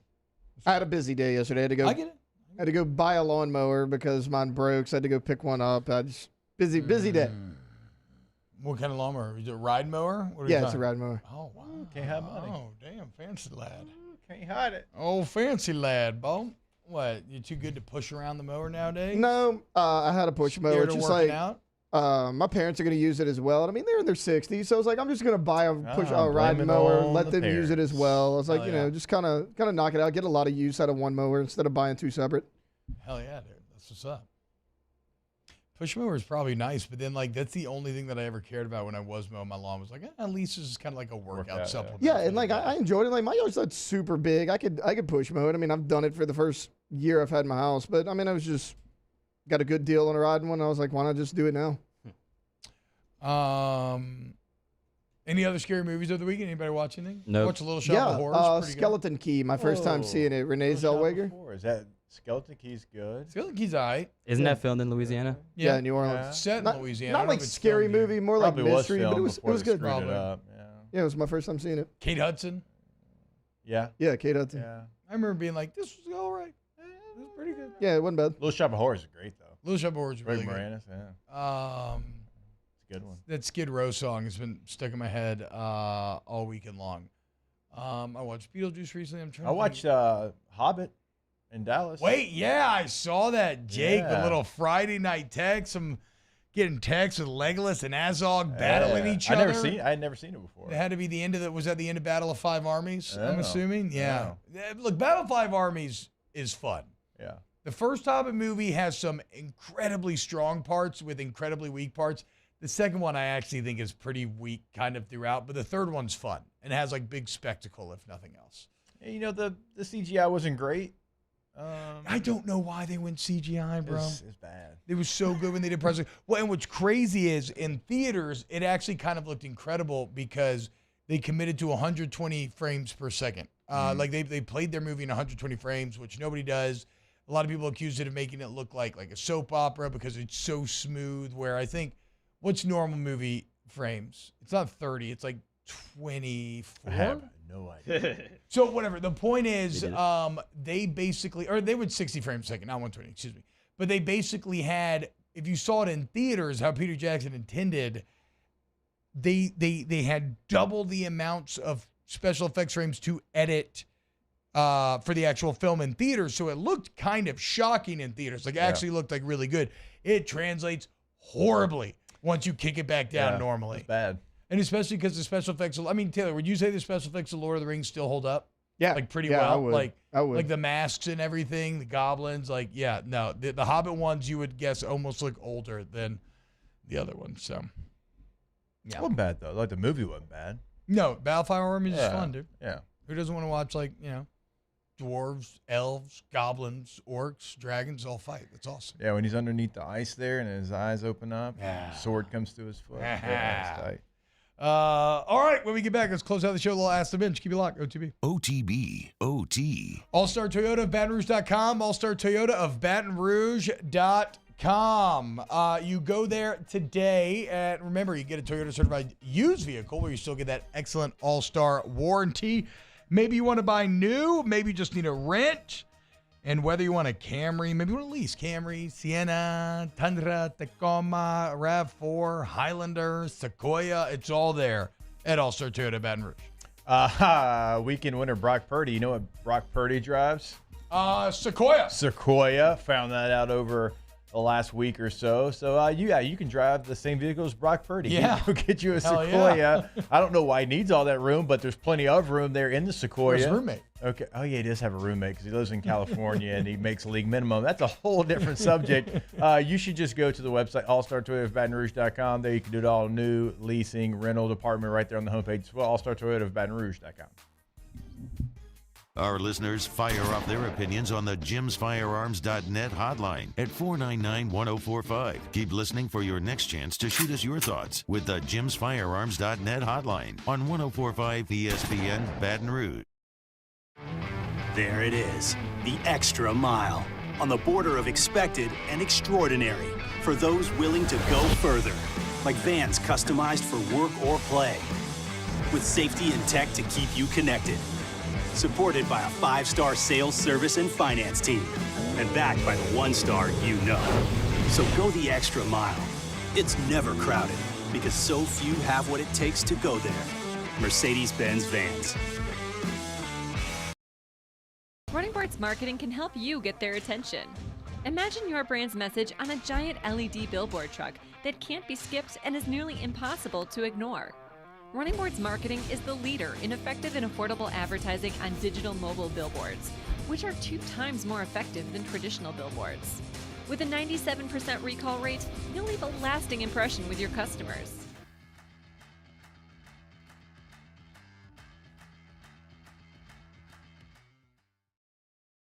We have truckloads of inventory rolling in at Corvell Toyota in Opelousas.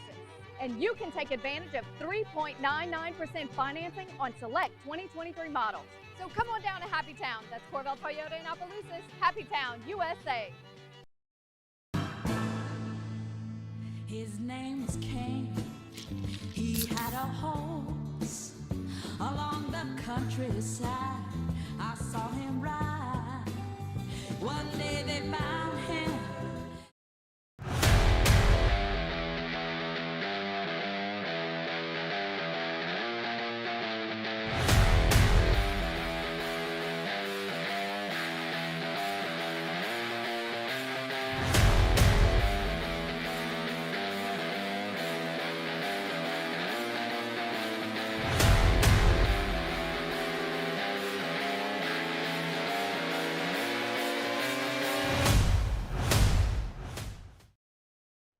Scooncha, fall in the air. Fall is right around the corner, which means fall fishing is, which means it's time for you to take your boat to the next level with front-to-back boat service in a bunch of different ways. You want a custom stair job, you can have a ton of fun out there on the water.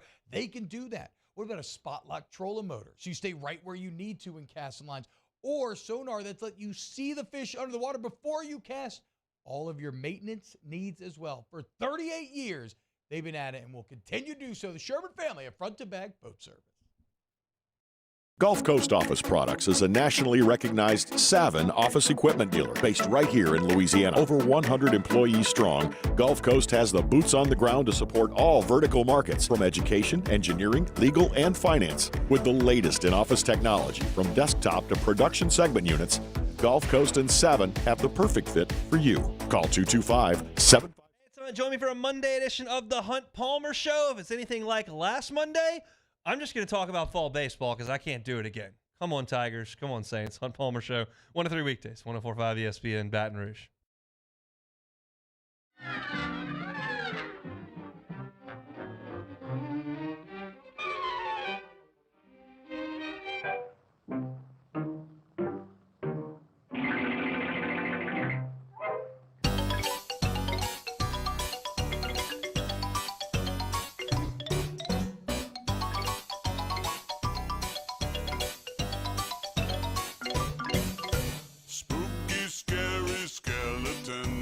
OTB OT with Hester and T-Bob on 104.5 ESPN Baton Rouge and 94.7 ESPN Alexandria. Ask the Bench, brought to you by Cole, Kirsch Light, Vizzy Hard Seltzer, and Blue Moon Light Sky Citrus Wheat. Ask the Bench, favorite truck brand, Toyota, dog. Tundra. What about it? Come on. Tacoma. Tundra. Or Tacoma. 2 choices. 1 place. Tacoma's like if you actually need it for work. Tundra's like you want people to think you need it for work. You know what I'm saying? Like that's, you know. Ask the Bench. Am I being a complete homer here? If Jaden Daniels continues what he's doing at LSU, plays in the SEC Championship, he's in New York for the Heisman ceremony, correct? Why is he still plus 3,000? He's plus 3,000 because there's a lot of gaudy quarterback stats out there. Now, he is still better than almost everybody else, but like, if they make it to Atlanta, look, an Alabama win would bump all that up significantly. You make it to Atlanta, I could see him making New York. Yeah, it's still worth the bet. I mean, I certainly think it's worth the flyer on. We've seen quarterbacks win it when their team hasn't had the most success. I think RG3. RG3's the prime example. And then Johnny Manziel, A&M was like 8-4 that year. Yeah, so like it's happened before, but like I think But what they were T-Bob's kinda saying, outliers. there's other quarterbacks that have close to the same stats. Now, strength of schedule is what, 3rd right now, I believe, for Jaden Daniels. That's what's making it more impressive. That's like Caleb Williams is like. I already know on snaps 60 today, something? Aaron is about to start trying to push some Carson Beck for Heisman thing, which is wrong on 2 levels. First, he has a big bet for Carson Beck to win Heisman that he made this summer, so it's selfish. And secondly, if Jaden Daniels played the schedule Carson Beck played, he'd have 40 touchdowns. Get the hell up out of here. Ask the Bench, should LSU go back to wearing purple jerseys for all home games? No. Ask the Bench, got a broken collarbone. Ouch. Any advice for healing it up? Collarbone, in my experience, is always just you can't do anything. Yeah. Basically, just like one of those, put it in a sling and rest. Ouch. So, it's not fun. It's not great. Ask the Bench, favorite fall alcoholic beverage? I drink a lot of, now that it was finally cooled off a bit, I drink a lot of, like Oktoberfest beers this weekend, and they're very good. I've never been a big fan of Oktoberfest beers, but I'm a boring drinker. I don't ever change. So. I like a good Irish coffee this time of year. Yeah, Irish coffee's good. That's true. Even though I'm just still drinking tequila constantly. Thanks to this new Noel sponsorship. I mean, I love that Blanco, bro. I like the Reposado as well, but I'm a little Blanco boy at heart. That'll do it. We'll see you tomorrow. OTB, have a great day. Love you. OTB, OT. Aggietime Baton Rouge, AggietimeBR.com. And we didn't even get to talk to Jake really about the Triple R. We'll have to do it tomorrow.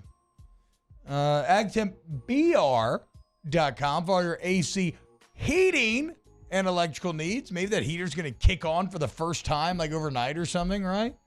Make sure your system's good to go. Avoid any major issues. You want to get Accutime. Get that service to the highest degree. And that's not just lip service, y'all. Wait till you see it. Go look in the online reviews. You're like, T-Up, you're an idiot. You're paid to say this. You know, kind of true on both counts. But put it to the test and then tell me if I'm wrong, huh? How about that, okay? Put your money where your mouth is. Aggietime Baton Rouge, AggietimeBR.com. Yeah, I'm looking at it right now, 4.9 out of 5, and that's with 3,300 reviews. And so, yeah, you can put that to the test. You can go check out all of those reviews if you want to, but when you have that kind of success in the reviews with over 3,000, you know what kind of work they're going to do for you with Aggietime, AggietimeBR.com. Follow us on Twitter at 1045ESPN to cast your vote in the Citizens Bank and Trust Poll of the Day. Vote daily inside Off the Bench, live at lunch, Hunt Palmer. And after further review, Citizens Bank and Trust brings you the Poll of the Day via Twitter at 1045ESPN. The importance of doing this fortified program